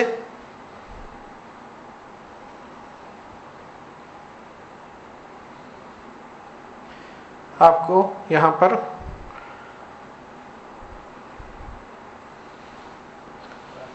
جو آیت نمبر ہے سورہ یاسین آپ ہم پڑھتے ہیں، آیت نمبر 61 ہے، اللہ سبحانہ تعالیٰ 60 نمبر پہ فرمائے الم اعہد الیکم یا بنی آدم، اے آدم کے اولاد تم سے عہد و پیمان نہیں لیا گیا تھا کیا؟ اللہ تعبدوا الشیطان، کہ شیطان کی عبادت پرستش مت کیجیے، انہ لکم عدو مبین، یہ تمہارا کھلا دشمن ہے، وَأَنِ اعْبُدُونِي، اور سارے کے سارے میری ہی بندگی کیجیے، میری عبادت کیجیے، ھذا صراط مستقیم، اسی کو صراط مستقیم کہا جاتا ہے۔ اس کی تشریح بھی ہے قرآن میں کئی مقامات پہ، مگر افسوس ہے ہمارے پاس تھوڑا سا قرآن کی تدبر میں بہت دل کی گہرائی سے جانا پڑتا، اور دل کے اندر یہ پریپریشن ہونا چاہیے کہ یہ کلام ایک دنیا کا ایک سب کاما سب خیالات ایک طرف، مگر اس کی طرف جب دھیان دیتے ہیں دل کھول کی گہرائی کے اندر سے اپنے آپ کو تسلیم کرتے ہوئے اس کے اندر جانا چاہیے۔ اور بھی آپ جانتے ہیں کہ رب العالمین کی نبی صلی اللہ علیہ وسلم کی صحابہ کرام کی تربیت بھی کس انداز سے ہوئی ہے۔ انداز یہ عجیب و غریب انداز ہے، اور بہت عجیب جذبہ تھا صحابہ کرام میں، جو قوت ایمان سے فتح کر پائے ساری چیزوں کو۔ اپنے پاس وقت کتنا ہے شیخ؟ تاکہ اچھا ٹھیک ہے، ویری گڈ، الحمدللہ۔ اب ایک بہت اہم پریکٹیکل موضوع جو اس کے یعنی خلاصہ اس کے اندر پورا موجود ہے، یہ سورہ حشر کی آیت نمبر 9 ہے، اور اس میں اللہ سبحانہ وتعالی یہ فرماتے ہیں، یہ تھوڑا سا پیاری واقعہ اور سٹوری ہے۔ کیا ہے؟ نبی صلی اللہ علیہ وسلم جب ہجرت کی اور صحابہ کرام کو ہجرت کا حکم دیے تو ہوا کیا؟ صحابہ کرام جو مکہ میں تھے ان کے گھراں تھے، گھر میں اپنے فیملیز کے ساتھ، اپنے گھر کے اساسات، کھانا پینا رہنا بستر سب چیزیں ٹھیک ہے، اور ان کا کاروبار بھی وہیں چل رہا ہے، اور کاروبار سالوں سالوں سے باپ دادا سے ہر کوئی اپنے بیٹوں کو دیتا ہے، بچے ترقی کرتے، ایک سے ایک برانچ کھول لیتے۔ مگر جب ایمان کا معاملہ آیا تو ہجرت کرنے کے لیے کافی معاملہ بھاری ہے، چھوٹا معاملہ نہیں ہے۔ اگر آپ کو آج ایک ہی رات میں کہہ دیا جائے کہ آپ یہاں سے نکلنا ہے، آپ یہ سب چیز گھر جار چھوڑ دو، آپ نکل جاؤ سیدھا، آپ کو نہ بیچنے کی سکت ہے آج ایک گھنٹے میں، نہ آپ کو چھوڑنے کے لیے دل وہ ہوتا ہے، صدمے میں رہتے ہیں، سکتے میں رہتے ہیں، کیا ہو رہا میرے ساتھ، کیا پریشانی ہے، اتنا ٹینشن آ جاتا ہے۔ یہ صحابہ کرام کے ساتھ بھی وہی زندگی اچھی جو چل رہی ہے، کھانا پینا، نام بچوں کا ہر چیز کام چل رہا ہے، اچانک وہاں پر ایک معاملہ آیا کہ یہاں پر ایمان اور آپ کی عبادت نہیں چلنے والی، یہاں نہیں کر سکتے، کریں گے تو تکلیف اذیت، پلٹو اپنے باپ دادا کے دین پہ مذہب پہ آ جاؤ، اپنی یہ چیز کو چھوڑ دو، یہ نیا۔ تو وہ فتنہ ہو گیا تھا۔ وہ فتنے کے اندر نبی کریم صلی اللہ علیہ وسلم صحابہ کرام 13 سال زندگی صرف مار پیٹ اذیت کی، اور کوئی جوابی کاروائی نہیں ہوئی، ہاتھ پائی کی۔ شہید ہوئے سمیہ رضی اللہ عنہ، مارے گئے، پیٹے گئے، جلائے گئے، مال چھینا گیا، گھردار ان کے لٹ گئے، ہجرت کرنا پڑا حبشہ کی طرف، تو بھیج دیے صلی اللہ علیہ وسلم ان کو بچانے کے لیے، اپنی بیٹی کو بھی ساتھ میں بھیج دیے۔ کئیوں واقعہ ہے، مگر جب ہجرت مدینہ کی طرف ہوا تھا، اس کے اندر بہت پیارا سبق اللہ تعالیٰ یہاں دے رہا ہے، جو آج ایمان کی تصدیق کا معاملہ اور وقوع حقیقت میں بیان دیا جا رہا ہے۔ اللہ سبحانہ وتعالی پہلے یہ آیتوں کی تلاوت کر لیں گے، تاکہ اس کے بعد ایک ایک نقطے کو ہم لیں گے تو پتہ چلے گا کہ یہ کتنا پیارا عمل اسلام کا ہے۔ والذین تبوؤوا الدار والایمان من قبلهم يحبون من هاجر إليهم ولا يجدون في صدورهم حاجة مما أوتوا ويؤثرون على أنفسهم ولو كان بهم خصاصة ومن يوق شح نفسه فأولئك هم المفلحون۔ یہ آیت نمبر ہے سورہ حشر۔ اللہ تعالیٰ کیا فرما رہے ہیں؟ والذین تبوؤوا الدار والایمان۔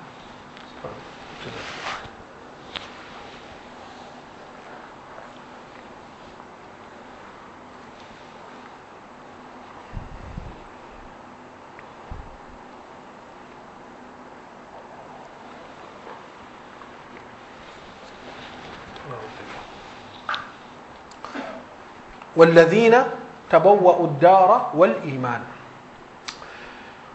جس کی رہائش مدینہ میں تھی، جس کا گھر دار تھا، وہ لوگ اپنے مقام پہ موجود ہیں، صحیح ہے۔ اب وہ لوگ اپنے گھر دار میں اللہ تعالیٰ تعریف کر رہے ہیں وہ جن چیز کی آبادی کی ہے۔ آبادی تو پہلے سے تھی، لوگ اپنے گھروں میں ہیں، ان کی بستی قائم ہے، تو وہ آبادی کی تعریف کیا ہے؟ نہیں، اس آبادی کے اندر اور ایک چیز آباد ہوئی ہے۔ اللہ تعالیٰ فرمائے والذین تبوؤوا الدار والایمان. اب ایمان کی قوت کا جذبہ دیکھیے. گھر دار تو موجود ہے, زمین لینڈ موجود ہے, کھیتیاں موجود ہے کھجوروں کے ان کے, مگر جب ایمان آباد ہوا ان کے اندر اور گھر دار کے اندر ایمان کو آباد کیے, تبوؤوا الدار والایمان یحبون من ہاجر الیہم.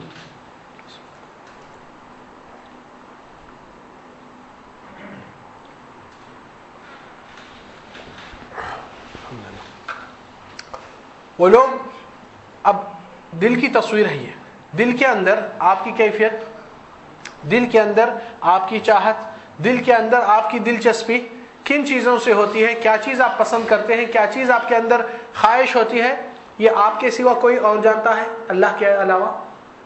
آپ جانتے ہیں, اللہ سبحانہ و تعالیٰ دیکھتا ہے آپ کی دل کی حالت. یہاں پر اللہ تعالیٰ ان کی دل کی تصویر دے رہا کہ لوگ گھر دار تو ان کا آباد ہوا اور ایمان سے آباد کرے.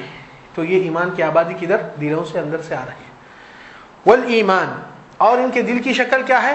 یحبون من ہاجر الیہم, یہ لوگ ان کو بہت دلچسپی محبت کرتے ہیں وہ بھائیوں سے جو ہجرت کر کے ایمان کی خاطر ان کے طرف آتے ہیں. مگر آپ کو معلوم پریکٹیکل حال کیا ہوتا ہے؟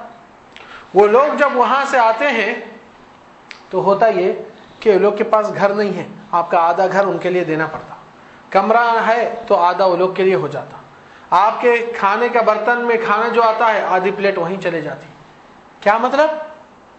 دنیا کے اوپر نقص, دنیا کے اندر کمی, آپ کی دنیا کو تھوڑا لمٹ پہ کرنا, اکنامک حالت آپ کی کمزور ہونا, یہ کنڈیشن میں آ رہے ہیں یہ لوگ.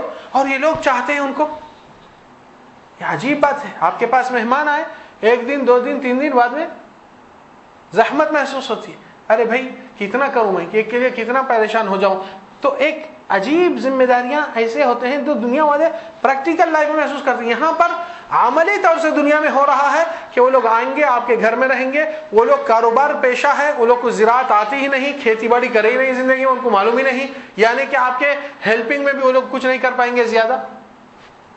پھر بھی یہ لوگ کے دل میں کیا ہے؟ اللہ تعالیٰ جو تصویر دے رہا ہے دیکھیے, جو دل ایمان سے آباد ہوتا ہے کیا ہوتا ہے اس کے نتیجے میں؟ یحبون من ہاجر الیہم, ان سے محبت کرتے ہیں جو ہجرت کرتا ہے دین کی خاطر.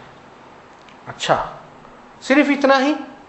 بلکہ اللہ تعالیٰ دل کی گہرائی میں اور جا رہے ہیں ڈیپلی. تصویر دیکھیے کہاں تک پہنچ رہی ہے, اسکیننگ کہاں تک ہو رہا ہے. یحبون من ہاجر الیہم ولا یجدون فی صدورہم حاجہ, اور جب یہ لوگ اپنے کھانے میں سے ان کو کھلاتے ہیں, اپنے رہنے میں ان کو رہنے کی جگہ دے دیتے ہیں, اپنی چیز ان کے لیے آسانی کے لیے دے دیتے ہیں, اپنے دل میں ذری بھی جھجک, حرج, تنگی, تکلیف, زحمت, یہ ہرگز احساس بھی نہیں آ رہا. یہ لوگ خوشی محسوس کر رہے ہیں, محبت آ رہی ہے, دل بڑھ رہا ہے ان کے لیے. یحبون من ہاجر الیہم ولا یجدون فی صدورہم, اس کے بعد کرنے کے بعد بھی یہ کوئی نہیں پچھتا رہا, رہے میں ان کو اتنا دے دیا, ارے میرے کے لیے کیا باقی ہے, یہ پچھتاوا کبھی نہیں آیا کرنے کے بعد بھی اور کرنے کے اثناء میں بھی. اس سے زیادہ ڈیپلی جا رہے ہیں اللہ تعالیٰ. دیکھیے دل کی تصویر کیا ہے. وَيُؤْثِرُونَ عَلَىٰ أَنفُسِهِمْ وَلَوْ كَانَ بِهِمْ خَصَاصَةٌ, اور آگے والوں کو, مہاجرین کو ترجیح دے رہے ہیں جبکہ وہی چیز کی ان کو سخت ضرورت ہے, خصوصاً ان کو ضرورت ہے. وہ خصوصیت ضرورت رکھنے کے باوجود اپنے آپ کو صبر سے تھام رہے, دوسروں کو دے رہے. محبت کس حد تک پہنچ گئی. کون سے ان کے سگے تھے, یہ کون سے خاندان سے ملے ہوئے تھے, یہ لوگ ادھر کے ہیں, اور لوگ کے قبائل ادھر کے ہیں, اور وہ لوگ کے گھردار وہیں وہ ہو گئے, اور ان کے گھردار تو پہلے سے ان کی محنت کمائی سے آئے. یہ تو عملی مثال دنیا تاریخ میں نہیں ملتا ہے. نبی صلی اللہ علیہ وسلم, سعد بن الربیع مدینہ کے ایک صحابی ہے جو سردار بھی تھے, ماشاءاللہ مدینہ کے سردار پورے سعد ہی ہیں, سعد بن معاذ, سعد بن عبادہ, سعد بن الربیع. تو سعد بن الربیع مالدار تاجر تھے, اور عبد الرحمن بن عوف سے ان کو بھائی چارگی دی گئی. اور عبد الرحمن بن عوف مکہ کے تاجر تھے, مگر سارا مال کاروبار سب وہیں پر قربان ہو گئے, دین کے لیے جذبہ تھا. اور جب وہ ہو گیا آئے تو نبی صلی اللہ علیہ وسلم ان کو بھائی چارگی میں دیے ہیں. سعد بن الربیع رضی اللہ عنہ کہتے ہیں, اے عبد الرحمن, مدینہ میں میرے خیال سے سب سے زیادہ مالدار اللہ تعالیٰ نے مجھے رکھا ہے, اور یہ میرا آدھا مال اس کو آدھا کر رہا ہوں، یہ آپ رکھ لو، یہ میرے پاس رہیں گا۔ اور دیکھیے اللہ تعالیٰ جو تصویر دیا چپکے ہی نہیں دیا۔ اور میرے پاس 2 زوجات ہیں، 2 بیوی ہیں، آپ دیکھو جو آپ کو پسند آتی ہے اس کو میں طلاق دیتا ہوں، عدت کے بعد آپ نکاح میں لے لیجیے۔ کیا کیا کیا کس کے لیے کہہ رہے ہیں؟ آپ کے بھائی ہے، آپ کے خاندان کے کچھ ہے، آپ کے اوپر کچھ احسان کرے تھے، کچھ بھی ایسے معانی نہیں ہے۔ اور یہ بھی نہیں کہے سعد بن ربیع کہ دیکھو بھائی میری ایک بیوی سے میں تنگ ہو چکا، اس کو لے لے بھائی۔ معاملہ ویسا نہیں تھا، دل کی بیزارگی سے، دل کی چاہت ہے اور کس کو چاہتے ہیں وہ معلوم ہے، اس کے باوجود کہتے ہیں کہ دونوں سامنے ہیں، آپ دیکھ لو جس کو پسند کرتے ہیں میں اس کو طلاق دیتا ہوں، عدت کے بعد آپ لے لیجیے۔ کیا اتنی بھائی چارگی؟ کیونکہ یہ لوگ اللہ تعالیٰ کے کلام میں ایک آیت ہے انما المؤمنون اخوہ، ایمان والے ایک دوسرے کے بھائی ہیں۔ یہ رشتہ کون جڑایا؟ اللہ تعالیٰ۔ ہم اور آپ اس کی ایسی کی تیسی کریں، وہ ایمان والے اس کو قدر کریں، اللہ کے حکم کے حق ادا کریں۔ آج ہماری دنیا میں کیا معاملہ ہو گیا کہ آپ کسی بھائی کو کچھ دینا ہے تو آپ کو گارنٹی لینا رہتا اور بہت ڈر ہوتا، اور دینے کے بعد غداریاں، بےمانیاں، بے وفائیاں بہت ہوتی ہیں۔ کیا یہ امت محمدیہ کا عمل ہے؟ کیوں؟ کیونکہ ہم امت کے اندر امر بالمعروف نہی عن المنکر، بھلائی کا حکم دینا، برائی سے لوگ کو آگاہ کرنا، وہ روک دیے تو برائی کرنے والے بے حساب نکل گئے۔ تو اصلاح اس لیے ہمارے اندر جب تصدیق ہوتا ہے اللہ کے کلام کی اور عمل کا ارادہ ہوتا ہے تو برائیاں جلدی سے چھٹ جاتے ہیں اس امت سے۔ واللہ یہی آیت کو اللہ تعالیٰ فرمائے بے شک ایمان والے بھائی ہیں ایک دوسرے کے۔ اور آپ سوچئے اگر آپ کے سگے خونی بھائی کسی غیر ملک میں پریشان ہو گئے، کچھ ایکسیڈنٹ ہو گیا، دواخانے پڑے ہوئے ہیں، ان کے ساتھ کوئی نہیں، آپریشن ارجنٹ ہے، پیسے کی ضرورت ہے، سب خاندان جمع ہوتا ہے، جمع کرتے پیسے کرتے، یہاں سے کوئی نکل کے ویزا لگاؤ، جلدی بھاگو، وہ کرو وہ کرو۔ کیوں؟ بھائی ہے۔ تو پھر باقی امت کے لوگ اللہ تعالیٰ کیا مذاق کر رہا تھا؟ اس لیے تو معاملہ بے دردی سے مومن کی امت کی زخمی حالتوں میں، واللہ پرسوں جب سیریا کو گئے تھے بھائی کے ساتھ، ہم کو معلوم ہے وہاں پر کچھ ایسے زخمی کیمپ ہے اور کچھ ایسے بیویاں جو ہم نہیں جا سکے کیونکہ جیب میں کچھ نہیں ہے دینے کے لیے، ہم کو شرم کے مارے، کیونکہ جو بھی مل رہا ہے واللہ مستحقین ہے، بھوک سے مر رہے ہیں، گھر سے بے گھر ہو رہے ہیں، اور حالات میں اتنی بے دردی سے اللہ سبحانہ وتعالیٰ خیر آزمائش اور امتحانات لیتا ہے، مگر اصل امتحان مجھے محسوس نہیں ہوا کہ ان کا ہے، اصل امتحان ہمارا دکھ رہا تھا، ہماری کنجوسی، ہماری بخالت، ہماری منمانی، ہماری غفلت۔ کیا یہی بھائی چارگی کا حصہ ہے؟ واللہ بہت تکلیف دل کو اتنا ہوا ہے، کچھ وقت تک دیکھنے کے پر ہم کو الفاظ نہیں، صرف باتوں سے تسلی دینا، پھر بھی ایک ہمت، حوصلہ، دعا کرنا اچھی بات ہے، مگر ہم اس سے زیادہ کر سکتے ہیں، مگر کون سا بھائی ہے کہ کون پہچانتا اس کو؟ اللہ سبحانہ تعالیٰ رشتہ رکھا ہے، آپ عمل میں نہیں اترنا چاہتے ہیں، یہ آپ کی کوتاہی، اس کو اصلاح کرو، احساس کرو کہ مومنین ایک دوسرے کے بھائی چار یہ کیا رشتہ، یہ تو قائم ہے۔ اور دوسری آیت میں اللہ تعالیٰ فرمائے وَإِنِ اسْتَنصَرُوكُمْ فَعَلَيْكُمُ النَّصْرُ، اگر وہ لوگ آپ کی نصرت مانگے تو آپ کے اوپر فریضت ہے کہ ان کی مدد کرے، نصرت کرے۔ اور مدد اور نصرت مال سے ہو سکتی ہے تو پھر ہم اس میں بھی بخالت نہیں، بھائی کون جاتا، کون پہنچاتا، کون ہے کہ نہ، نہیں، یہ کوئی اور نہیں، یہ آپ کے بھائی بہنیں ہیں۔ اور وہی چیز واللہ یعنی حقیقت میں ہم کو احساس ہوا کہ ہم جا کے پھکے ہو گئے وہاں، کیوں؟ جو امداد جمع کرے ہم سمجھے چلو 1 2 4 فیملیاں 10 15 20 100، حالات بے حساب ہیں، اور ہم بستی سے بھاگنا پڑا آخری میں، کیونکہ پورے جیب کے پیسے ختم ہو جائیں گے اور بھی مستحقین، اور کئیوں زخمیاں ہیں، اور کئیوں علاج کے حقدار ہیں، اور کئیوں بیوایاں، کئیوں یتیمہ، کئیوں کیا کیا بیان کرے شیخ۔ واللہ افسوس، دل کو دکھ ہو رہا ہے کہ ہمارے اندر وہ سچا عمل اگر پیدا ہو جاتا نا، واللہ اہل علم جیسا کہتے ہیں کہ اگرچہ مؤمنین کے صحیح زکوٰۃ دینے والے اگر صحیح حق ادا کرتے ہیں زکوٰۃ کی، تو آج کوئی فقیر باقی نہیں رہتا ہے۔ کیوں؟ ان کا مال ہم لے کے بیٹھے ہوئے ہیں، ان کا حق مار کے بیٹھے ہیں۔ جب اللہ تعالیٰ فرمائے وَفِي أَمْوَالِهِمْ حَقٌّ مَعْلُومٌ لِلسَّائِلِ وَالْمَحْرُومِ، اور یہ مالدار لوگوں کے مال میں ایک حق باقی ہے، اور یہ صرف اللہ تعالیٰ آپ کو دیا تاکہ پہنچانے کے لیے، نہ کہ آپ کے پاس رکھنے کے لیے۔ اور دیں گے تو بڑاپن دکھاوا، ریاکاری کر کے، نہیں میں دیا، احسان کرو، میں احسان کروں، میرا احسانیات کرو، یہ نعوذ باللہ ایسی چیز نہیں ہونا چاہیے۔ یہ اللہ کی عبادت بندگی، صرف ایک چیز آپ دیجیے کسی کو اور بولیے یہ ان کے لیے پہنچائیے، آپ پہنچانے کے وقت بولتے ہیں بھائی میری شکر ادا کرو، میں نہیں آتا تو آپ کو یہ پیسے نہیں ملتے تھے، میں لا کے دیا سو کتنا کام بڑا کرا۔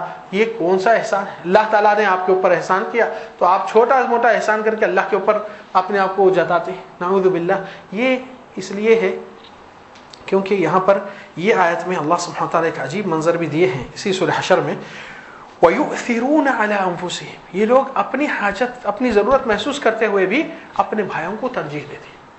اور یہ واقعہ صحابیوں کا، جس وقت زخمی ہوئے تھے 3 صحابی اور میدان میں جنگ ختم ہو گئی مگر زخمی حالت میں آخری سانسوں میں دم توڑ رہے ہیں۔ اور سعد بن ربیع کا بھی واقعہ جنگ احد میں، شاید آپ سنے یا نہیں سنے، سعد بن ربیع کا نبی صلی اللہ علیہ وسلم جب جنگ احد ختم ہوئی تھی، اور یہ بھی جنگ احد کی حالات جو بنے ہیں یہ صرف رسول اللہ صلی اللہ علیہ وسلم کی عدم اطاعت سے ہوا ہے۔ نبی کی اطاعت نہیں ہوئی کہ نبی صلی اللہ علیہ وسلم 50 صحابی کو احد کے پہاڑ پہ ٹھہرا، جبل الرومات پہ، پہاڑ احد بڑا ہے، جبل الرومات کہتے ہیں، تیر مارنے والوں کا پہاڑ، ابھی بھی میدان احد میں موجود ہے۔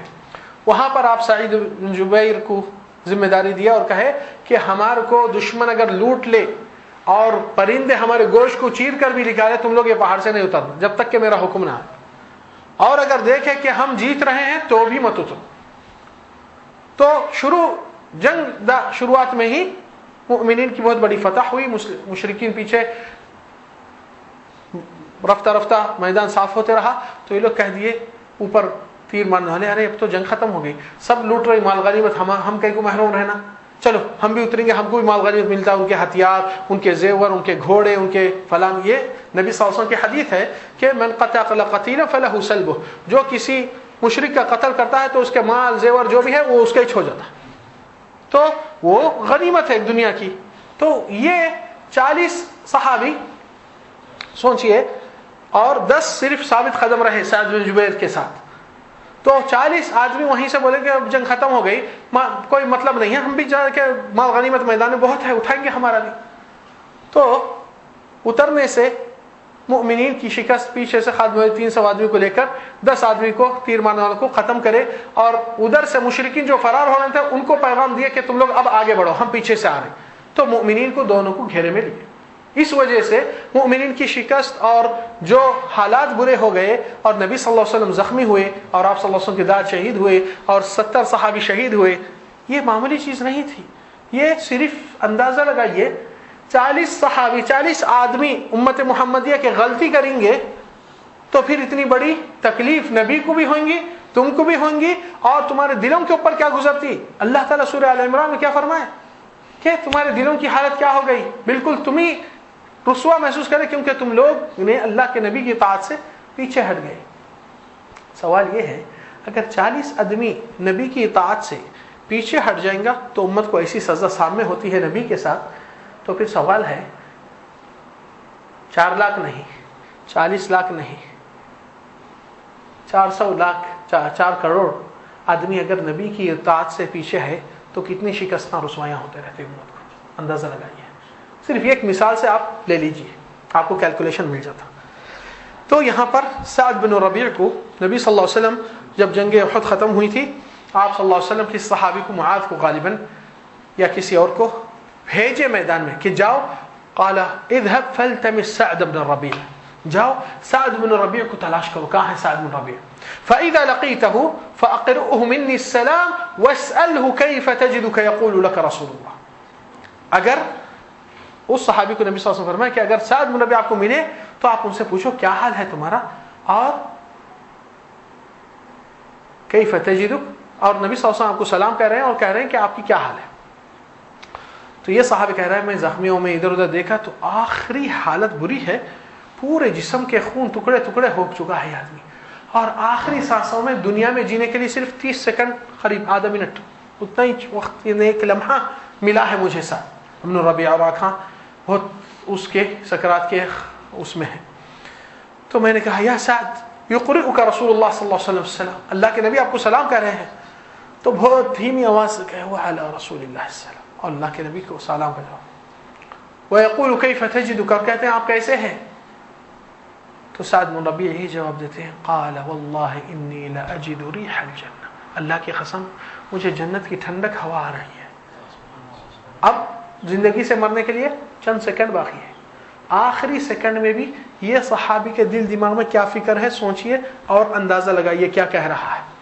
سعد بن ربیع اس صحابی کو کہتے ہیں وَأَخْبِرْ قَوْمِي، اور میرے قوم کو، کیونکہ یہ سردار تھے اپنے قوم کے قبیلے کے، کہتے ہیں وَأَخْبِرْ قَوْمِي أَنْ لَا عُذْرَ لَكُمْ أَمَامَ اللَّهِ إِنْ خَلُصَ إِلَى رَسُولِ اللَّهِ وَفِيكُمْ عَيْنٌ تَطُوفُ.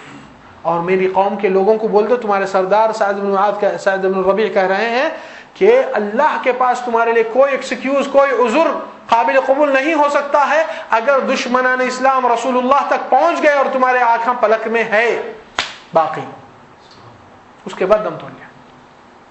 نہ کبھی بولے میرے بڑے بچے کو یہ دو، گھر میں جائیداد اتنے رکھے ہوئے وہاں پر یہ ہے، کوئی اس کی فکر تھیچ نہیں. یہ اصل دولت اور طاقت ایمان کی ہے نا. یہ اس کے لیے جینا، اس کے لیے مرنا سیکھو. یہ ایک بہت بڑا معنی رکھتا ہے. صحابہ کرام کے اندر یہ چپکے ہی معاملہ نہیں تھا، بلکہ اللہ کے نبی صلی اللہ علیہ وسلم سلام خاص بھیجتے ہیں ایسے لوگوں کو، امت کے لیے محمد کے سلام. مگر آج کتنے سلام کے حقدار ہو رہے ہیں، یہ سوال ہے. تو سعد بن ربیع کی یہ کیفیت میں ان کا انتقال ہوتا ہے، اور نبی صلی اللہ علیہ وسلم کے سلام کے بعد فوراً اپنی قوم کو جتاتے ہیں کہ میرے بعد ذمہ داری اس چیز کی کہ محمد صلی اللہ علیہ وسلم تک اگر دشمن پہنچ کے زخمی کرے یا کچھ کرے تو اللہ کے پاس تمہارے لیے کوئی عذر نہیں جبکہ تمہارے زندہ آنکھیں پل کے چل رہے ہیں.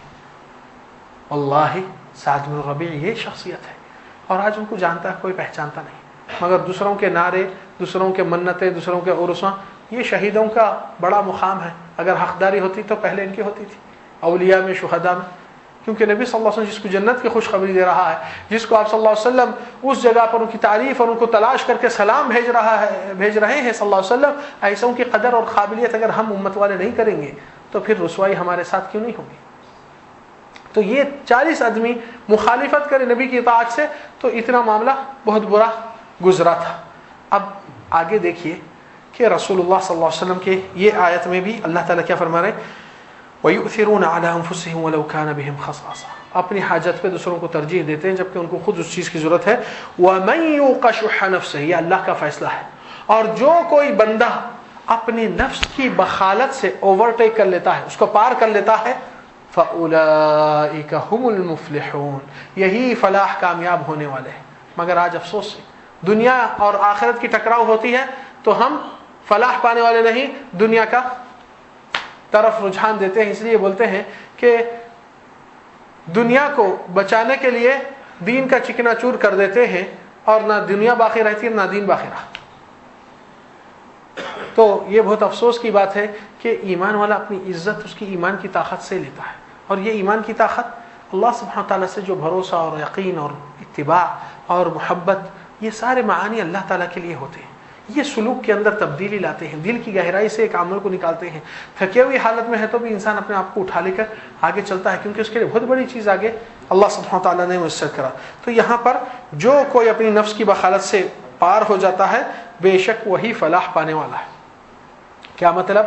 اس آیت کا مفہوم مخالفت، یعنی مفہوم مخالفت مطلب کہ آیت کو دوسرے انداز سے بھی اگر آپ دیکھیں گے اس کا معنی، تو اللہ تعالیٰ بولے جو اپنی نفس کی بخالت سے پار کر لیتا ہے گویا کہ وہ فلاح کامیاب ہوا ہے. یعنی کہ جو پار نہیں کرتا وہ کیا ہے؟ فیل. یہ اللہ کے ہے. تو اللہ تعالیٰ جس کو فیل کرا کوئی اس کو پاس کرا سکتے؟ پھر ختم ہوگی بات. تو پھر یہاں پر کئی معنی ہیں. تو یہاں پر صحابہ کرام اور زندگی میں اللہ سبحانہ تعالیٰ فرمائیں کہ یہ دین عملی دین ہے، کرنے سے انسان کی جنت اور جہنم کے معاملے سامنے دکھ کے آتے ہیں. اور آخری اہم چیزیں کہ سننے کے وقت اللہ کی بات، نبی صلی اللہ علیہ وسلم کی حدیث، تو اس کے دل کی گہرائی میں کچھ خاص جگہ، خاص اہتمام، خاص توجہ، اور کبھی رائٹنگ پہ بھی لے لیں گے تو زیادہ بہتر ہوتا ہے تاکہ آپ کو ذہن نشین کرتے ہوئے دوسروں تک پہنچا سکے. آج افسوس ہمارے پاس یہی چیز کو ذرا عنایت سے اور توجہ سے اور اہتمام سے اور کافی قدر سے اگر لیں گے تو کافی اس کے نتائج کچھ اور ہوتے ہیں. اللہ سبحانہ تعالیٰ سے دعا ہے کہ رب العالمین ہمارے اور آپ کے اندر ایمان کی طاقت سے مالا مال فرمائے. اللہ رسول کی اتباع اور اطاعت گزاری سے ہمارے اور آپ کے زندگی میں جینے اور مرنے کا مقصد اللہ کی رضا اور خوشنودی، اور رب العالمین ہم کو صراط مستقیم پہ چلنے والے بنا، کہنے سے زیادہ کرنے کی توفیق عطا فرما. اور رب العالمین ہم سب کو ایک اور نیک صراط مستقیم پہ چلنے اور دعوت دینے والے بنا. رب العالمین ہمارے کوتاہیاں اور گناہ بہت ہے، اللہ تو ہمیں انہیں مغفرت ہماری درگزر فرما دے. رب العالمین تیری عبادت کرنے والے ہمارے علاوہ بہت ہے، مگر ہمارے لیے تیرے سوا کوئی رب نہیں جو معاف فرمائے گا اور تیری مغفرت کے طالب ہے. اللہ سبحانہ تعالیٰ سے یہ بھی امید دعا ہے کہ رب العالمین ہم کو جہنم کی آگ سے محفوظ فرما دے، اور یہ باتیں جو سنے گئے اور آگے سنیں گے اور جو پچھلے ٹائم سنے تھے، قیامت کے روز ہماری گواہی میں گواہ بنے، نہ کہ ہمارے خلاف گواہ بنے۔ وصلی اللہ وسلم وبارک علی نبینا محمد وعلی آلہ وصحبہ وسلم اجمعین۔ جزاکم اللہ خیر۔ جی جی جی فرمائیے۔